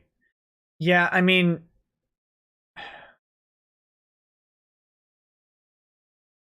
they would have to. I'll pull up the assault statutes here. It's not going to be a 4th degree assault. It'd be 1st, 2nd, or 3rd. Maybe they have a definition for assault that we get to use here. Nope. Let's see, definitions. Do we have assault?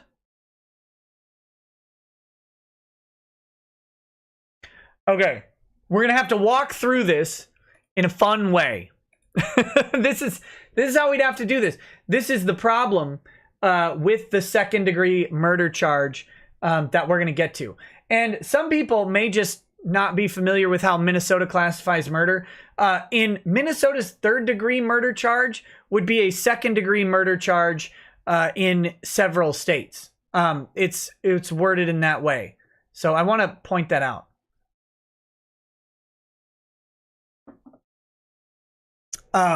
Here we go.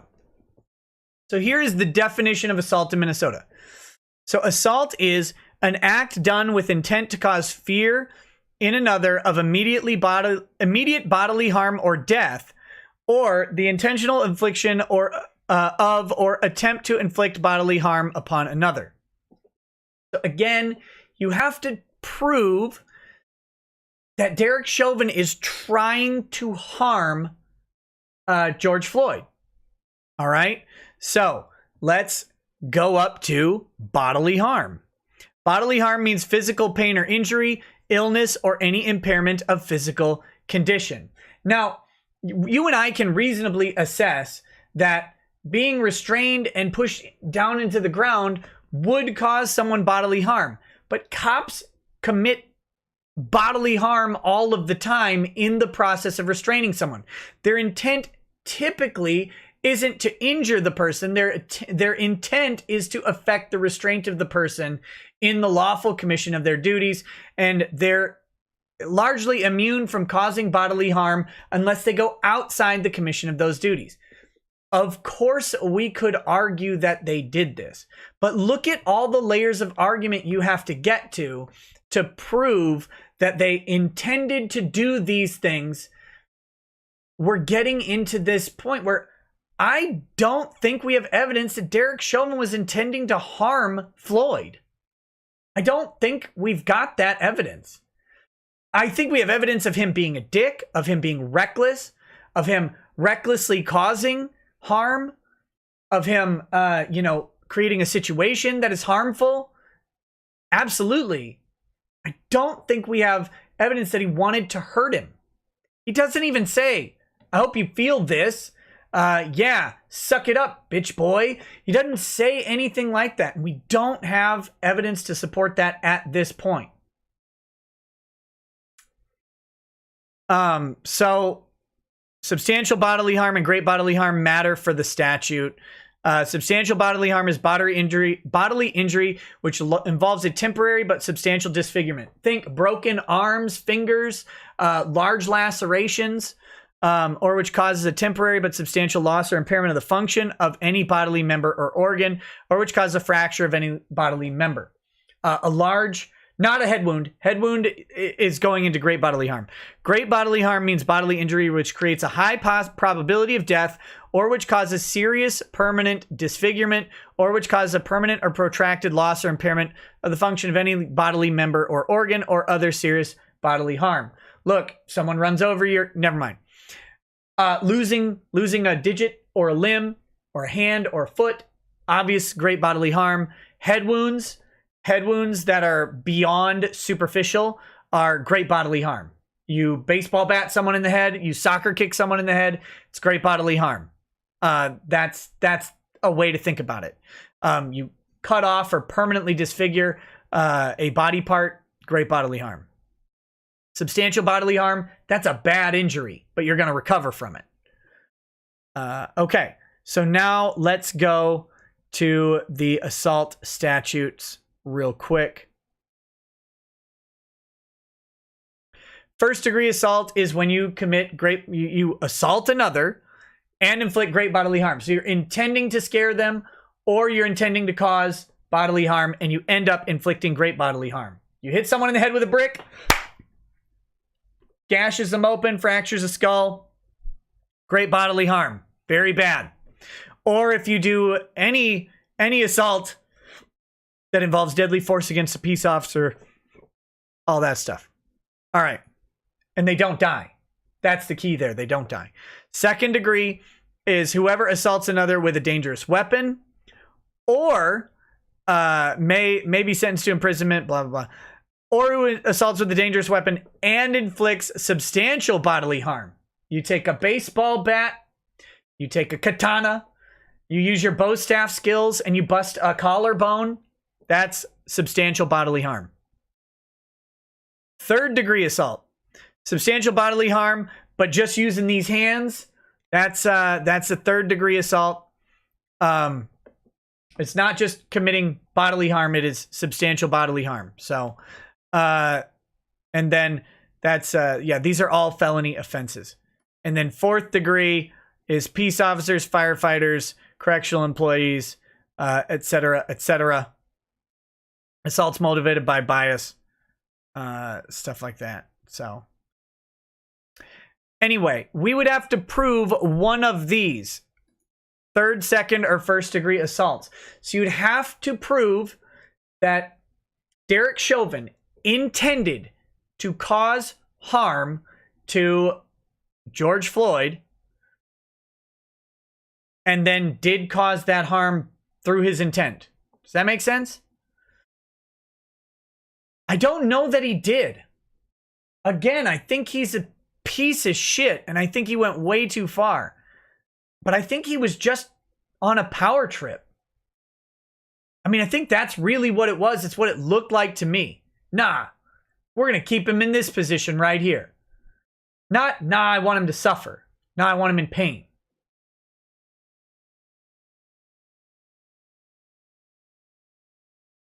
So, Ice Baron, we're going to get to that in just a minute. The short answer is no. I think it's more evidence of third degree. And we'll talk about that. Just a second. Let me read some of these chats and keep up with that. We've got Morty J says, I got so angry, I started to cry when I heard St. Paul's Church was burning during the riots, a place of sanctuary where people seek guidance during these dark times. I'm sure Floyd appreciates your act of necessary protest. Yeah. Who knows? I mean, I don't know anything about George Floyd. Most people probably don't want to be remembered by a city burning down. But, you know, Nero did, so who knows? Nova Zero says, wait, so basically this paper says obvious stuff like a knee-shaped object might have caused a series of events that ultimately lead to somebody dying. Top expertise there. Lawyers are grifters playing word games. OTL simps. Yeah, of course. We are grifters playing word games, absolutely. Lawyers have the literal magic words to make things happen. Sasu Hole says, I think Black Lives Matter should donate to small businesses that were looted from the riots after their protests to show that they do not agree with the rioting. I mean, otherwise they are compliant for not speaking up. One mistake you're making is I don't know that Black Lives Matter has any money or that its members do either. Trilton, yeah, I think he should be punished by law, and I think the third degree murder statute does it. That's what, yeah, I agree. And Scully says, who would be better to defend, Chauvin, Nikki, or DSP's, who would be better to defend Chauvin, Nikki, or DSP's bankruptcy lawyer? Probably me, because criminal defense in my jurisdiction, but I would not want this case at all. Not just because I don't want to defend this guy, but I think for him to have a competent defense, he needs a... Look, my law firm is small, is really just me, or anyone I want to subcontract out some additional work to. I mean, I can make the arguments all day, but the actual apparatus of dealing with all the legal issues and managing the case on a case like this, no, you want a law firm that does that all the time. Derek Chauvin does not want me. He wants a guy who's an expert in defending police and use of force situations. That's who he wants. But I might be better than DSP's bankruptcy lawyer because they would have probably no idea what they're doing in Minnesota criminal defense. So I win by default, I think. And that's how I like to live my life, winning by default. Okay.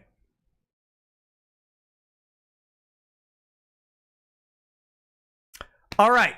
Back to murder in the third degree.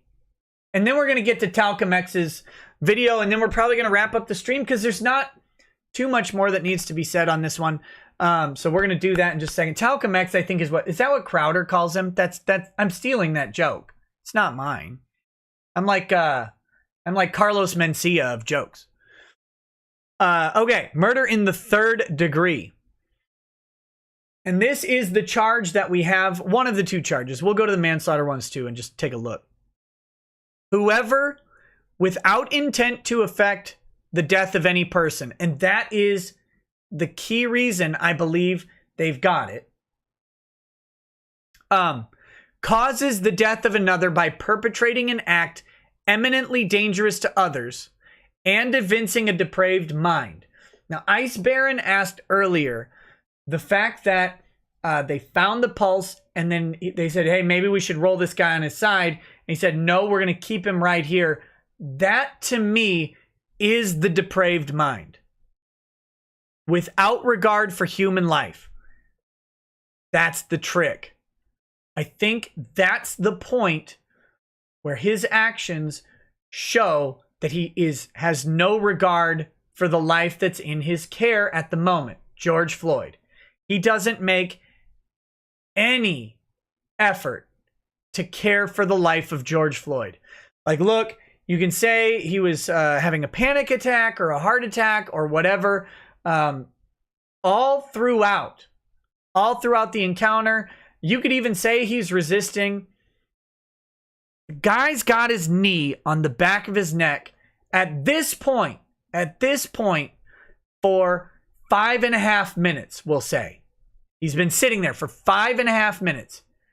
They check his pulse and they say, hey man, I can't find a pulse. Should we roll him on his side? That's where we have raised the idea that a life is in danger. And he says, no, we're going to keep him right here in this position. That is not intent to kill, in my opinion. That is a complete disregard for human life with a depraved mind. Like, it's not just, hey man, this seems like a dangerous position. That's not depraved. Now we're going to keep him here. He's in danger, so what? That's not depraved. This guy may be dead, bro. Now I'm going to keep him here. Now I want him to stay. That's the depraved mind to me. I hope that makes sense to people. I think if we were to be able to candidly talk to the prosecuting attorney in Hennepin County, that's what he'd say. I can prove his depraved mind from that interaction alone. And importantly, I don't think you can prove any of the requisite intent other than that. And I also need to point out that that is also the weakest point of the case for the third degree murder is the depraved mind. You have to set up the jury for this. Let me see if I can get a Minnesota definition of depraved mind for you guys real quick. Might be able to do this.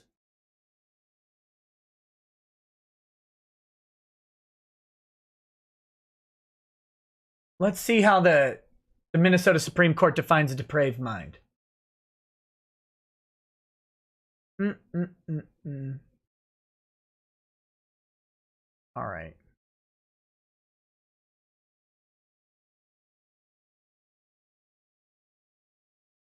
Let's see. So this is a third degree murder charge.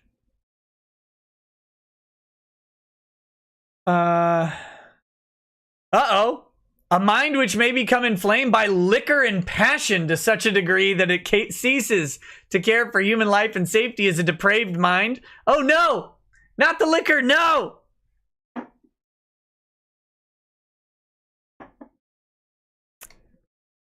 Let's see. Here's another one. I'm satisfied by the required degree of proof that the acts and circumstances contained in the record events of depraved mind in the defendant, as that term is used in the statute. Let's see. A mind which has become inflamed by emotions, disappointments, and hurt to such degree that it ceases to care for human life and safety is a depraved mind. So, I mean, the long and short is a depraved mind is one that ceases to care for human safety. That's it.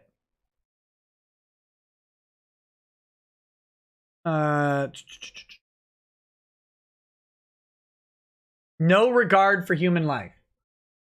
I think, again, and one thing to remember, I talked about this on the Ahmaud Arbery case with Andrew Branca. He's a use of force expert, and he pointed out, how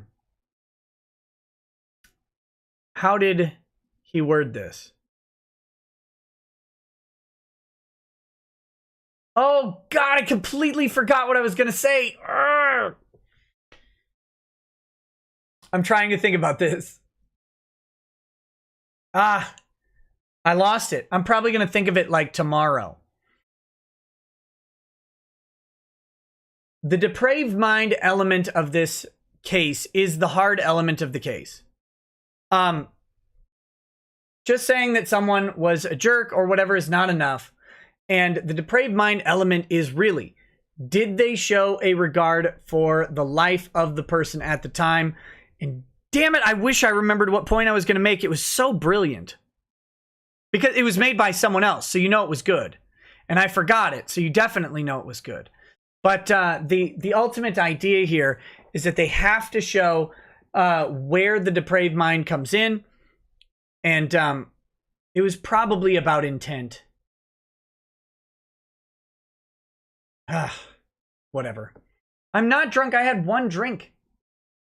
I bind in the stream. Oh no. Find me someone's hair to sniff. Stat. That's how I recover. That's how I recover my energy. Listen, Corn Pop's a bad dude. Corn Pop didn't care about no life, nowhere.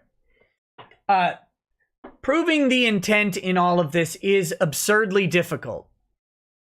Proving that they merely acted with disregard for human life, they've got it. I mean, they've got the circumstantial evidence. They've got a guy raising the specter of a loss of human life on the fly. And then you've got the perpetrator ignoring that loss of life for no discernible reason.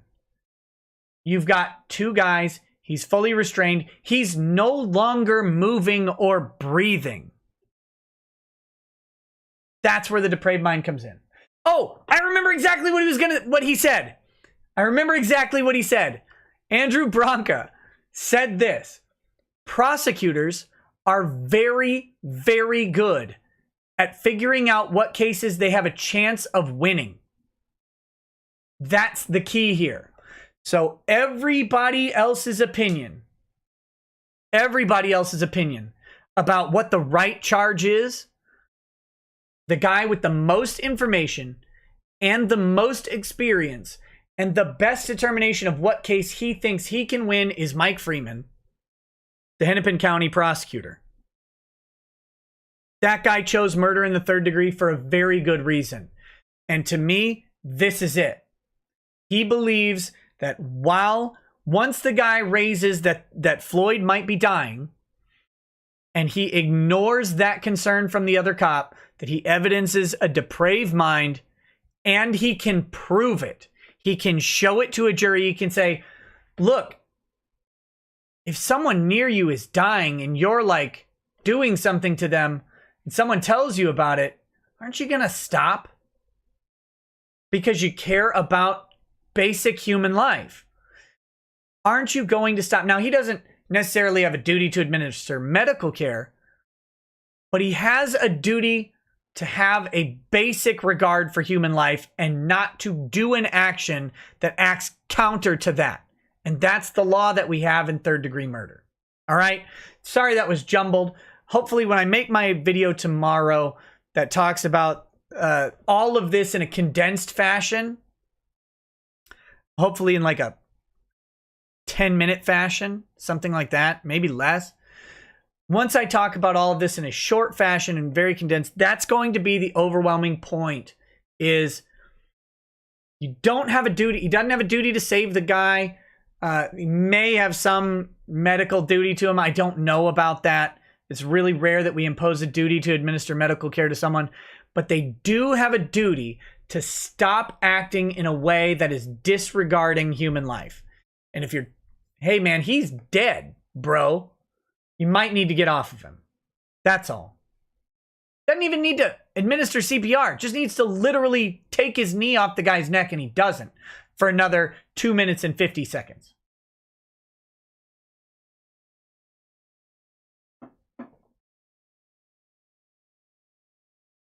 All right. Zero BP says, Josh got axed on Twitter again. Any idea what his new account is? I don't know if he has one yet. I don't know if he's going to have one. I'm pretty sure I know why he got axed off of Twitter. I think it was a Section 230 post that had lots of ninjas in it. Not a good thing. Not a good post. Okay, let me find the Sean King. Here we go. This is the new surveillance video from posted by Sean King. And I hate to give the guy any credibility here. Exposure. Not that he needs my help. This has 3.4 million views. So I think he's doing okay. It's on Instagram. Who gets that many views on Instagram? I gotta up my feet pick game, fam. Let's see here.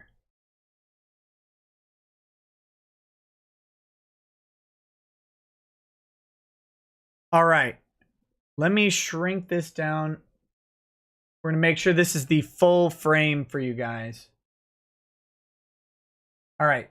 What? No! Oh, I hate that feature of Windows where you accidentally put something all the way up and it decides to maximize. I don't want that. All right, here we go. Let's do this real quick. Okay. Here we go. Look at how short this guy is. Short and stocky. That is a stocky built dude. He is on the anyway. Yeah, Minneapolis squad cars. This is like an SUV. So here we go. I don't think there's any audio.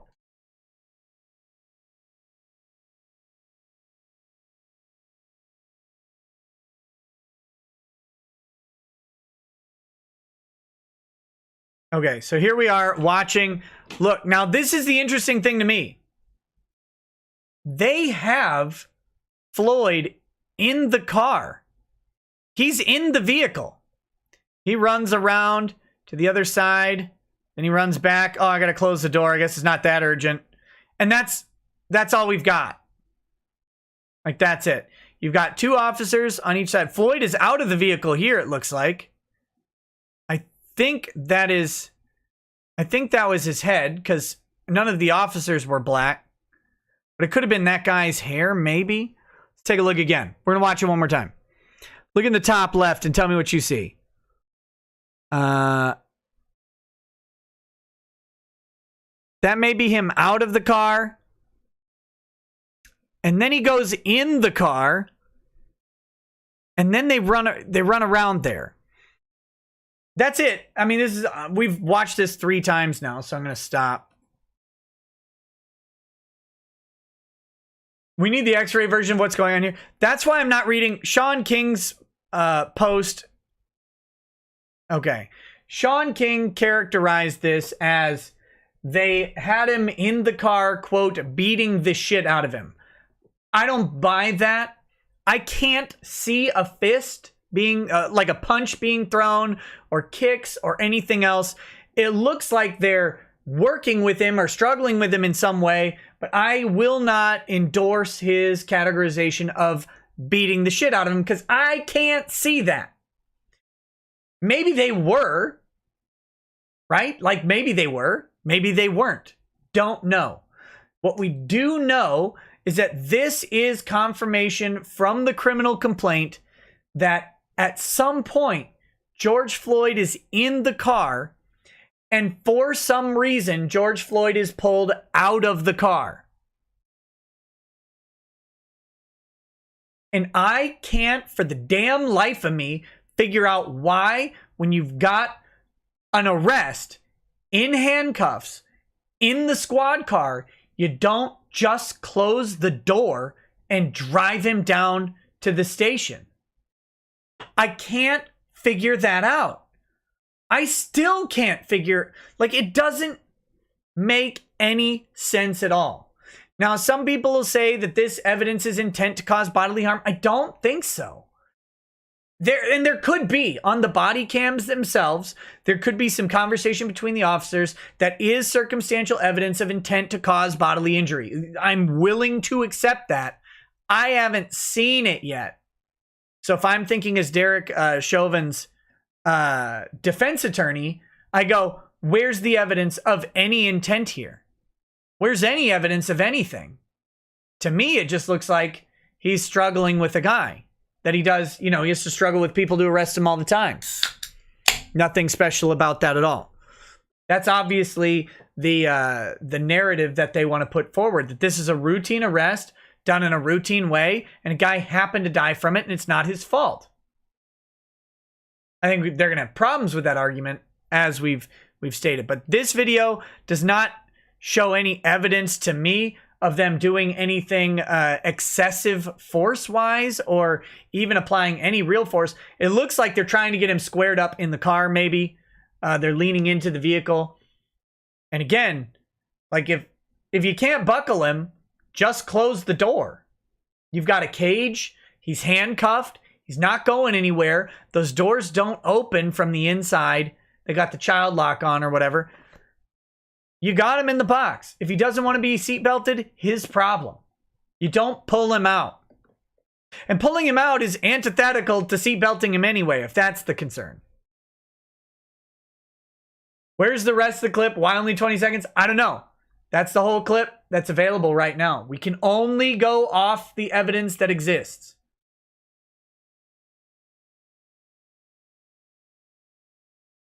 So, which I know is very frustrating. And it's why I will be following this case as details emerge. I cannot wait to see the body cam footage. That's what I want. I don't want the redacted body cam footage of the events that are far away from the incident. That's useless. We want the body cam footage. Ben Crump, get that footage. Get that footage and release it, please. All 4 officers, full body cam footage will be, that's the only way we're going to get any of the answers that you guys are looking for, that I'm looking for on the gaps. This filled in an important aspect of one of the gaps. It didn't fill in the whole thing. We know that Floyd fell on the way to the car. We know that at some point they got him in the car, and at some point they got him out. They said this was from a security cam, but let's look at this one more time. I think we can agree this is not a security cam. It's zooming in and out. It's wobbly. It's moving back and forth. I guess it's a recording of a security camera. Very weird. Very weird what's going on there. But, yeah.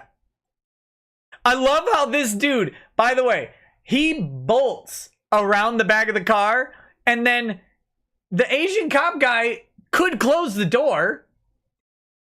Like, look at this. Like, look, here it comes. Look, danger. I run around. Wait a minute. Nah, it's cool. I'll come back and I'll close the door. It's fine. Why didn't you just have the other guy who's standing right there close the door? It's like, why? So, why is he running? I don't get it.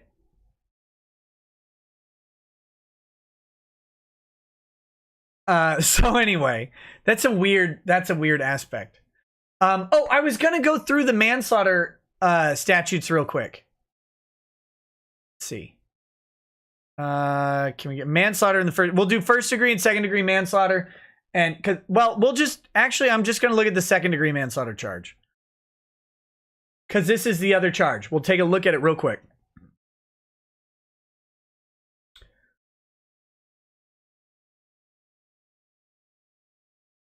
A person who causes the death of another by any of the following means is guilty of manslaughter in the second degree. Okay. By the person's culpable negligence, whereby the person creates an unreasonable risk and consciously takes chances of causing death of great bodily harm to another. So this, I mean, if they cannot get the depraved mind, here is where they get manslaughter. Notice it is not an intent to cause bodily harm, but it's their negligence creates a risk of great bodily harm, death or great bodily harm. And the cop, the theory on this is that the cop applied a neck pressure maneuver to a person for 8.5 minutes, which negligently creates an unreasonable risk, consciously taking chances because he's consciously putting his knee on the neck of someone and maintaining it there. They can prove that conscious choice to maintain the knee, remember, by the interaction. So they've created a chance of causing death or great bodily harm negligently. It takes away the depraved mind element and just says, did this in a way that is unreasonable. And that's that. I think they nail him on this if they can't prove the intent for third degree murder. They can't, or the depraved mind. Sorry, the depraved mind element of third degree murder. If they can't prove that, they've got him on manslaughter in the second degree. Will people be satisfied with that? I don't think so. So next is by shooting another with a firearm or other dangerous weapon as a result of negligently believing the other to be a deer or other animal. So if you what's his name? If you Dick Cheney someone and they die from it, he was a bird, right in the neck. That's second degree manslaughter in Minnesota. Setting a spring gun, pitfall, deadfall, snare, or other dangerous weapon or device. Look, if you dig some Rambo traps on your yard or whatever, and the county assessor comes by to tax your property, taxation is theft, by the way, and falls in, that's second degree manslaughter. Falls in on a bunch of sharpened rebar, don't do that. Negligently or intentionally permitting any animal known by the person to have vicious propensities. Look, if you put someone in a cage with a lion and let the lion eat him, that's bad. Oh, if you're that bitch Carol Baskin, and you put your husband in a tiger cage and spray, like a pheromone all over or whatever, so they eat your husband, that's manslaughter in the second degree. If it was an accident. By committing or attempting to commit a violation, neglect or endangerment of a child. If you somehow kill a kid without doing first, second, or third degree murder. That's it.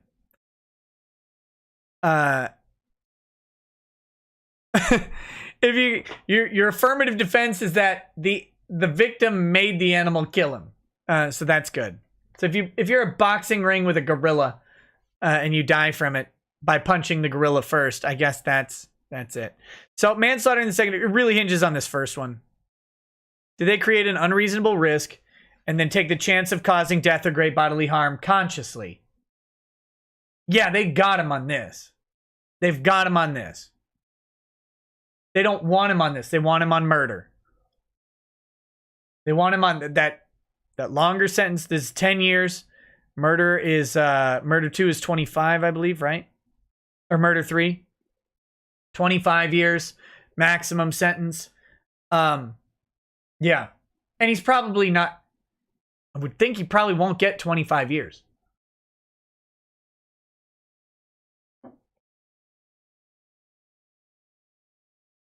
And the other 3 cops, yes, they can be charged. They probably will. Charging a police officer in the death of someone usually takes months. having this happen in 4 days is remarkably fast. And yes, it's unfortunate. No matter what they say, the riots had something to do with it. Of course they did. Of course they did. It's very unfortunate that we have to give credit to rioters in that way, and that they got a victory out of bad action, because rioting is bad. That's it. Rioting is bad. There's no other way to say it. You can be mad, you can protest, you can have anger, all of that. Burning down businesses and livelihoods who did not kill the person you're mad about dying is bad. It just is. Target employees, they didn't kill George Floyd. The Hardee's employees, look, burn down all the Hardee's. Just not any good. No, I'm just kidding. The Arby's employees, the McDonald's guys, like, the franchise owners, they didn't kill George Floyd. It's bad. Bad things. Small businesses that are damaged and destroyed, they didn't do it either. Protesting is not rioting. Protest and be mad. Rioting's stupid. That's all I got. I forgot how I got there, but I did. What about Cup Foods? I don't know. Was Cup Foods even ransacked and destroyed? It might be. I still think it's unjust to riot and destroy Cup Foods. But, I mean, you called the cops on a guy for a fake 20.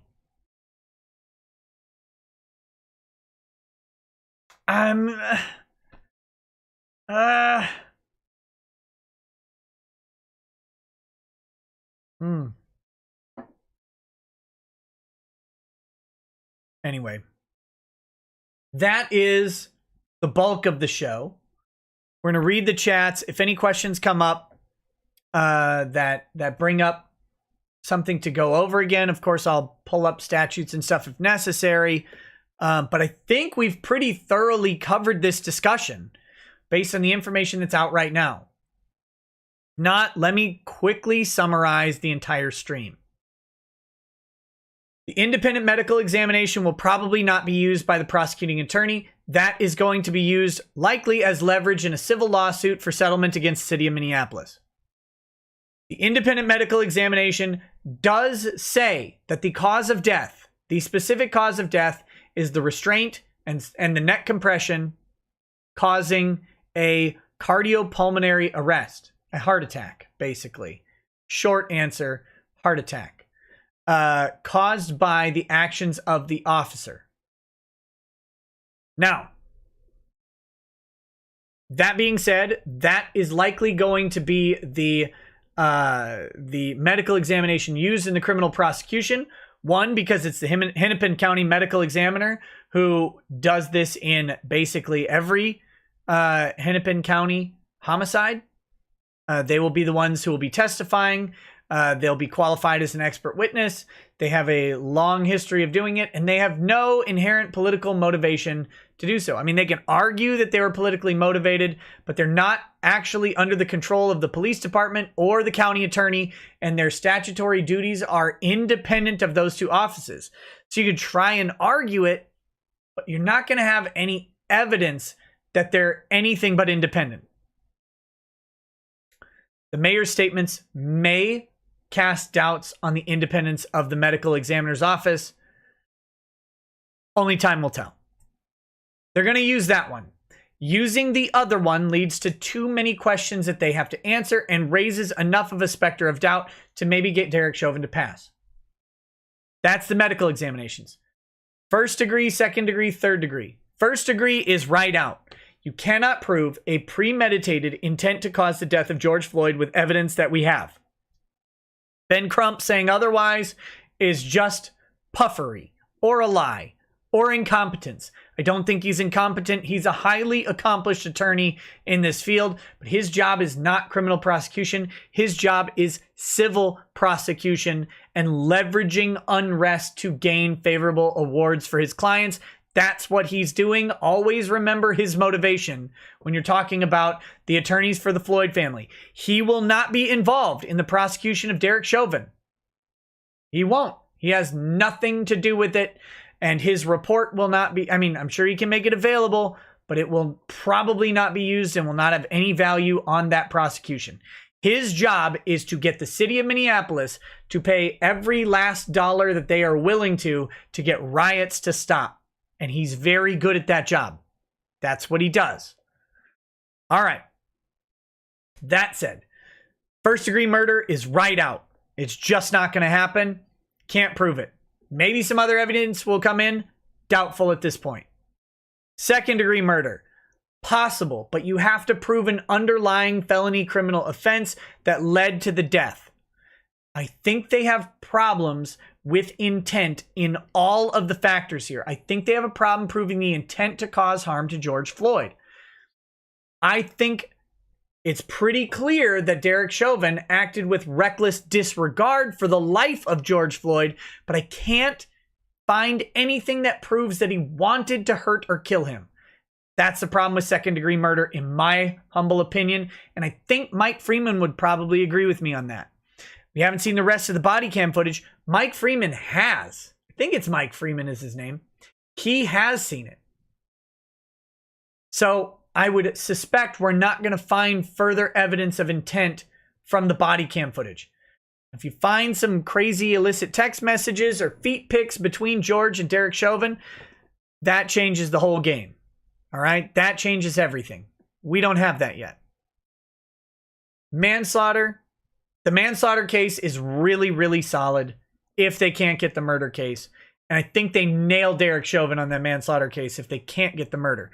That's a very real possibility. Now, I think they have sufficient evidence for a murder case here. It's just hard to do it against cops because people don't like to say cops are bad. They don't. You can watch a cop kill a guy for 10 minutes and you still find it hard to convince a jury that cops are bad. That those specific cops are bad. And then finally, the other 3 cops will likely not be charged in any quick time. This charge was an attempt to defuse the riots. It didn't work. Of course it didn't work, you dummies. But that was the goal. There you go. There's a summary of the stream.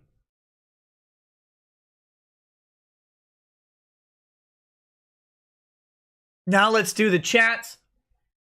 If you don't stay for the super chats, thank you all for joining me. I will be on Twitch a little bit after this stream ends. Just got to grab something to eat. But I will be on Twitch tonight. I guess I'm going to continue on Sekiro. I kind of hate playing Sekiro, but been away from it for too long. Been farting around with other games. So come join me on Twitch. It'll be fun. All right. Let's can pressure from a riot compromise a case? Only if the prosecutor's sloppy because of the pressure. Mr. Schwagen says civil disobedience versus protest versus riots. The New York City Stonewall incident are called riots in the gay community. But how about the I'm tired of the NYPD coming in and punching us and finally fight back? Yeah, if you're... The difference between civil disobedience and riots is that riots tend to affect not just cops. Does that make sense? They burn communities. They burn stores. They take stuff. They steal stuff. They hurt people out in the street. Protests and civil disobedience. Protests are peaceful, focused on the authority. Civil disobedience is a direct attempt to subvert the authority through disobedience. But it's targeted at the authority, not at everybody else. That's the difference to me. When are we going to start Amazon and Chill on Twitch?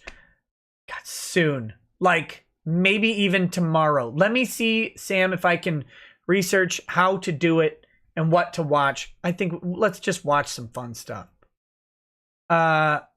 Okay. Mario Kart 13. There's one day when the people... when the people have finally had enough, they will rise up and with one voice declare, these everyday low prices must be stopped. Damn it. Short Round says, glad you like it, Nick. Yes, he will have level 4 NJJ multi-hit plates soon. Get yours at uprisearmory.com.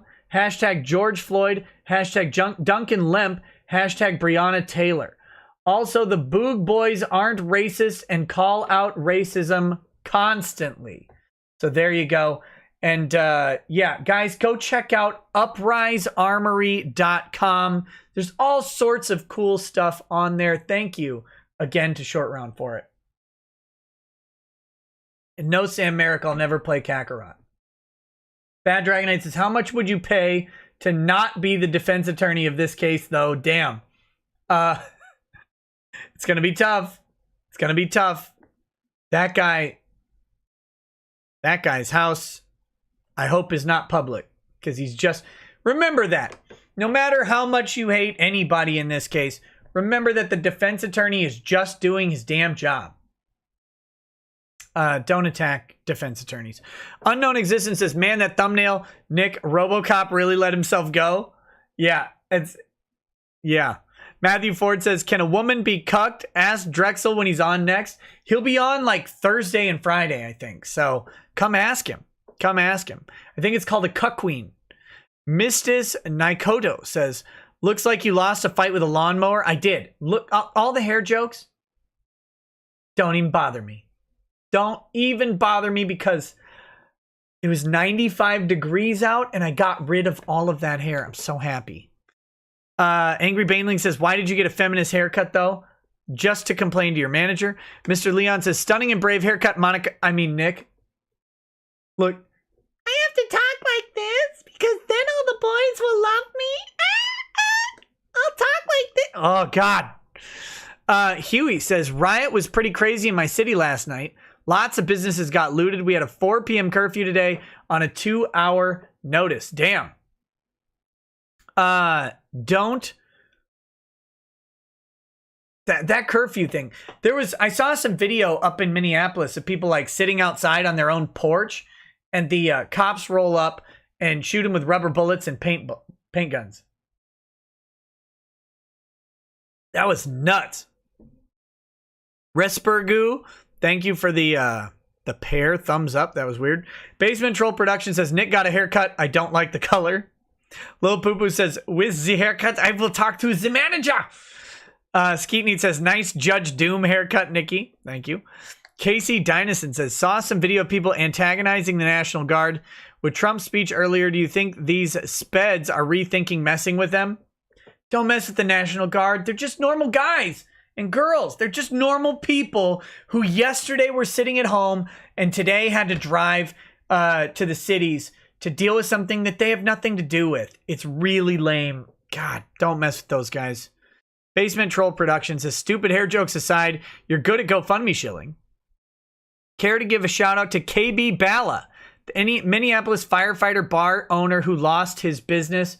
I might cover that. There are shout outs. There is a GoFundMe for it. I can't speak to its authenticity, but KB Bala, I don't know how to say the name.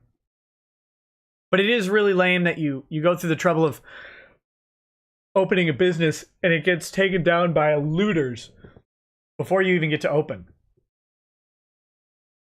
Derby Jew says, yo, why your haircut look like a bird now? That's just how it goes. CJ says, finally made a live stream. Be careful out there. CJ, buddy. You too, man. I heard the riots made it all the way across the pond to your city, man. That's stupid. Mr. Leon says, the real riot is that haircut rackets. Yeah, deal with it. Eat a haircut. Nick's gay wait, Rhinosaurus Rex says, your thoughts about Trump trying to designate Antifa as domestic terrorists? Is it realistically possible? I mean, the FBI can label them as terrorists. It'd be funny seeing them go to Guantanamo. They can't be detained because of their terroristic status necessarily. They still have to do a terroristic act. And then individually, right? Like we individually go after people. We can't just say, well, we don't like the ideology. Like you can align with ISIS in the stage. You can be like, praise Allah, ISIS is the best. You can do that all day. It's as long as you don't provide material aid and comfort to enemies of the United States or financial support to a terrorist organization, like providing mental support, you can do that. We don't have thought crime. Nick's Gay Short says, now the hair matches the gay shorts. Nice. Thank you. Thank you. Angry Baneling wants me to shill my second channel. That is the Rekieta Media channel. And we're going to have some content coming on, new content on the Rekieta Media channel really soon. This week, if I can manage it. And I really do hope to manage it. So be on the lookout for that. But do subscribe to me on Rekieta Media. And you will not get spam with notifications. Videos on there are not as frequent as on here. So check it out. Check it out. Thank you. Angry Baneling. Zero Absolute Zero says, you haven't lived until you had a chick slide jet stiletto heels in and out your urethra until the spike busts out the side of the shaft. Why? Why would you do that? Royd H says, if you need a bourbon suggestion, I'd recommend either Booker's or Elijah Craig, small batch, especially if you can find batch C919. I've had Booker's and Elijah Craig, so we'll see. But I want to find a bourbon I haven't tried before. Red Pirate 115 says, seriously, Nick, what do you think of the fallout going to be from all the riots happening right now? Hopefully not more of the same. Riots are going to go on for a while. Of course. And then they'll die down. And everything will go back. And Minneapolis will be in shambles for a while and recovering. Hopefully the community rallies around and picks up the pieces. Maybe we'll get some good restaurants in there finally. Brian Dewig says, we don't have thought crime in America. Someone tell Twitter. I mean, we're not supposed to. We're not supposed to, okay?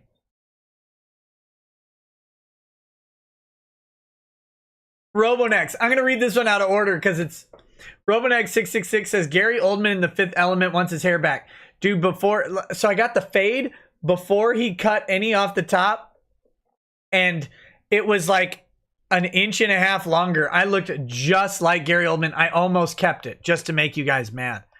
Austin Heartless says, finally something that makes me look like a 10 out of 10 if I stood next to it. Take the super chat to get a better haircut. Rude. Rude. Oh my goodness. How dare you? Let's see. Jomit427 says, PBS aired Created Equal, Clarence Thomas in his own words. It's available online for a short time. Very relevant to today. Highly recommended to you. Yeah, Clarence Thomas's story is great. I should watch it. I don't know if I will. Evan Rogers says, my dude, what was your experience with the riots? They're already started in my backyard. Also, what's with the Anon Trump Epstein documents? Are they legit? 2 questions. First one, I have no experience with the riots. I'm 100 miles away. 2, Trump Epstein documents, I believe, are from a case in 2016 that was dismissed in 2016. It was dismissed because the allegation made by the person was never supported by anything at all. They never had any support. They dropped the case. And this was a news story briefly covered during the 2016 election. I do not, unless I'm mistaken and there's new documents, I don't think they're new. I think they're from that 2016 case. So it's just a waste of time. Zinny the Flu, Shinny the Flu, maybe. What do you think of Trump's speech today? I didn't listen to Trump's speech. I never listen to the speeches of the president or anybody else for that matter. Because they're speeches. I don't know. I don't spend my time doing that. I thought he did great. He probably did. He's a good orator. Even though I have good words, the best words, really tremendous, fantastic words. I did very well in wordery in school. I mean, I'm not saying he's a brilliant orator. He's good at speaking to people. And that is, I think, a big part of his attraction. The media lied You awesome, Nick. I don't know what the media lied about because, again, I didn't watch the speech. Thank you for calling me auction. Or auction? Awesome. Thank you for calling me awesome. Evan Rogers says, I ask because I like Trump, but I'm not going to vote for someone who did that. So far, there's no evidence that he did that. And if you start searching around on that case, you'll find that old articles talking about the case falling apart. Again, unless I'm mistaken, there's something new. I don't think so. DCV Titan says, speaking of cases going at a normal pace, what's the latest on our boy Zach's case? Nothing. Nothing since April 24th, which they said they would not settle and that this case should be set for trial. That is the last thing that has happened. I don't expect much movement on it until August. Maybe even no filings until August. So there's that.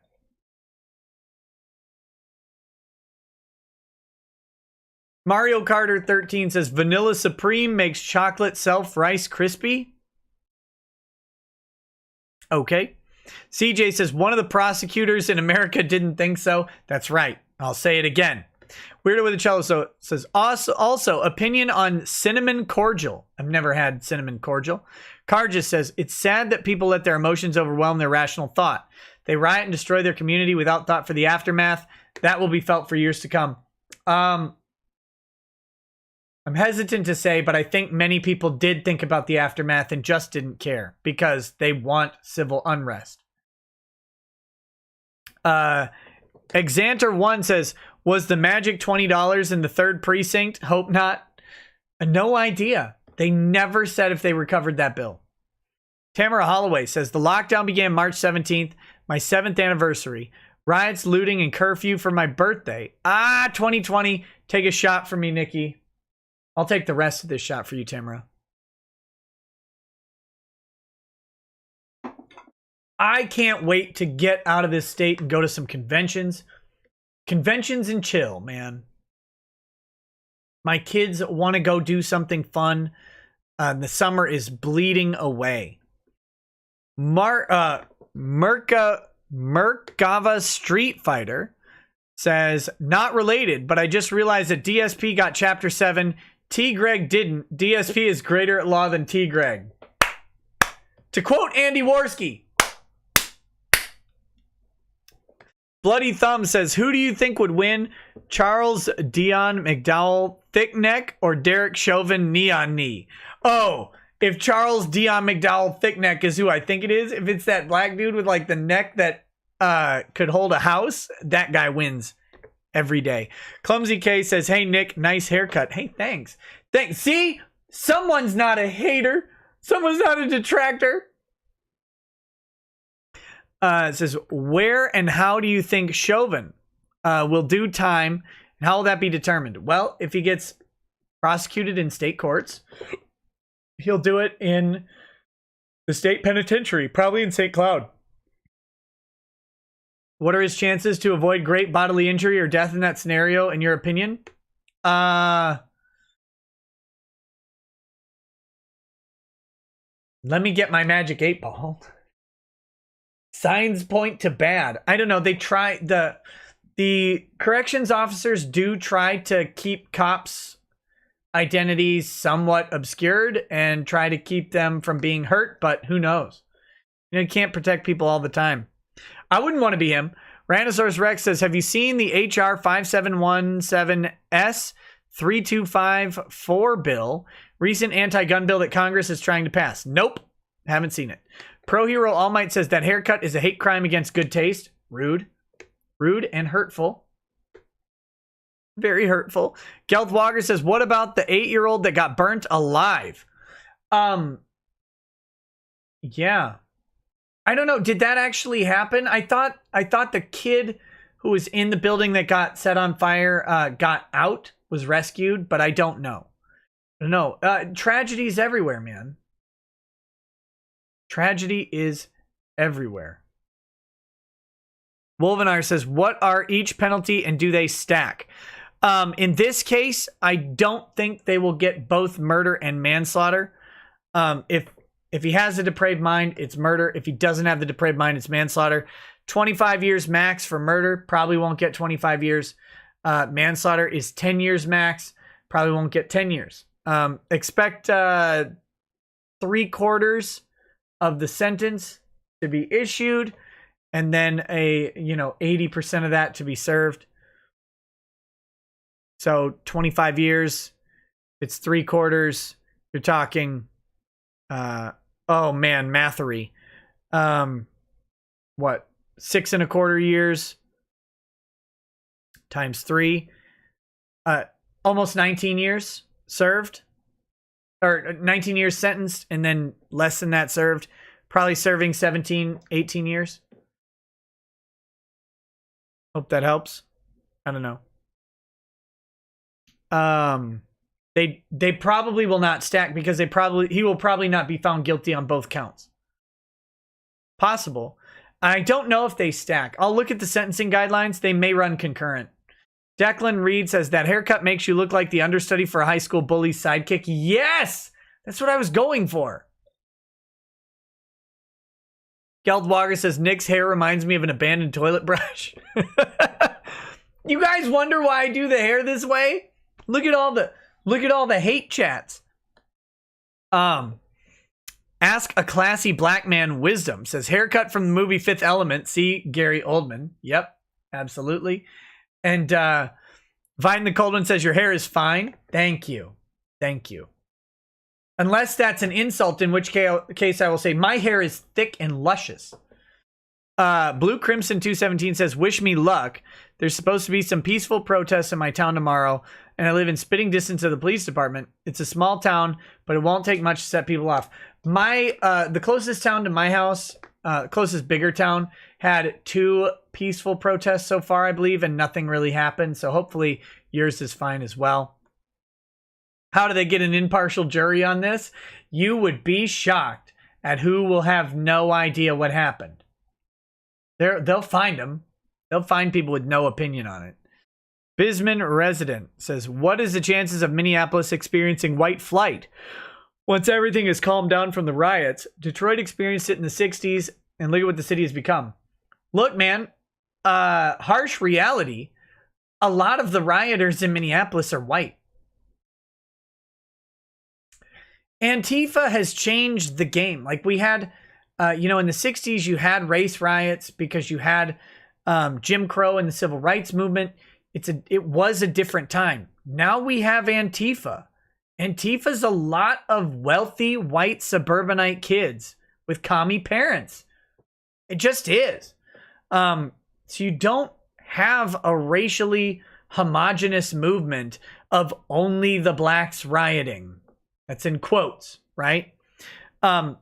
It's actually, you've got a lot of white kids out there doing this shit too.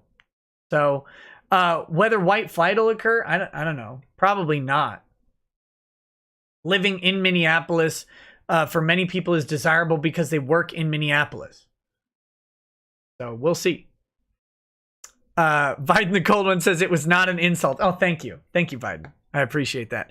Coding Roses says we have riots in central Illinois for several nights now. It's only getting worse.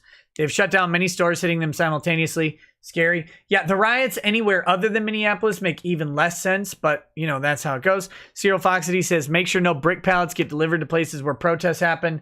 Yeah, that's crazy stuff going on with the brick pallets. If you see a brick pallet, get out.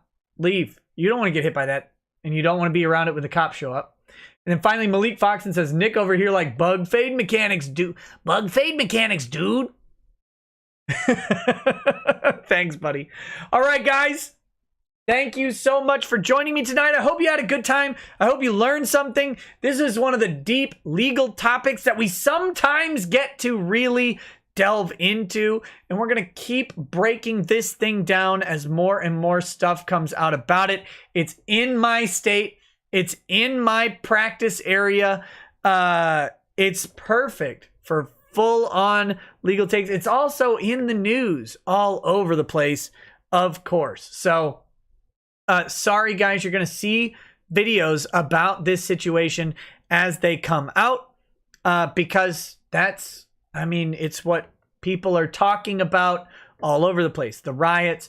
And my goal is to make sure people are talking about the underlying issue of the underlying police violence, and don't let the riots change your mind on what happened between Derek Chauvin and George Floyd. Either way, Riot should not make you think George Floyd was either more justly or less justly killed. They are a separate thing to it. The riots are not how we determine criminal liability for people. We do not have mob justice. We try to have real justice. And that comes when good people follow the procedure, the due process that's given to every defendant. And we're not going to have that as long as people are just mad. So anyway, thanks for joining me tonight. I hope to see you soon. Let's get that. What is this? What is this? Oh, there we go. There's an outro. There's an outro. All right, guys. Thanks for hanging out with me tonight. Come hang out on Twitch in a little bit. I'm going to go grab some food. I will start the stream. You're going to think that I fell asleep, and I probably didn't. So I'll talk to you soon. Have a good night. Peace. Peace. Explaining tonight. With his microphone muted, we'll laugh at this boomer until he explains it's all part of the plan. Watch his face become redder as he becomes meta, raging at idiots from Twitterland. From the white shores of Maine to the hills of Glenlivet, there's no one who explains the law better than Nick. So pour out a glass for the ones who have passed to make the law what we have now. Oh, his lady is fair, and she handles herself with the grace of one who has borne many children. As the wife of a lawman, she makes sure that he has the time and the place to provide for them there. So pour out an art bag of Balmore and Lafroig. The spirits flow as the ones who get unemployed. So pour out a glass for the tea post on Twitter as we hear Lost Planning tonight. From the white shores of Nan to the hills of Glenlivet, there's no one who explains the law better than Nick. So pour out a glass for the ones who have passed to make the law what we have now. Oh, the guests are all planet folks from Doug T to Drexel.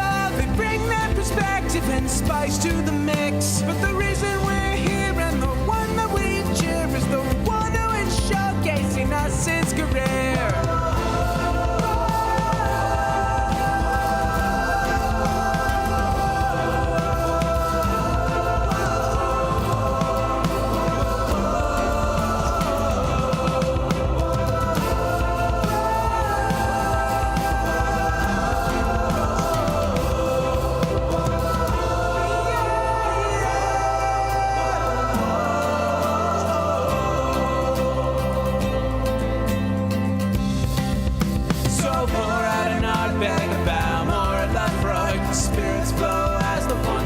Get unemployed. So pour out a glass for the tea post on Twitter as we hear Lost Planning tonight.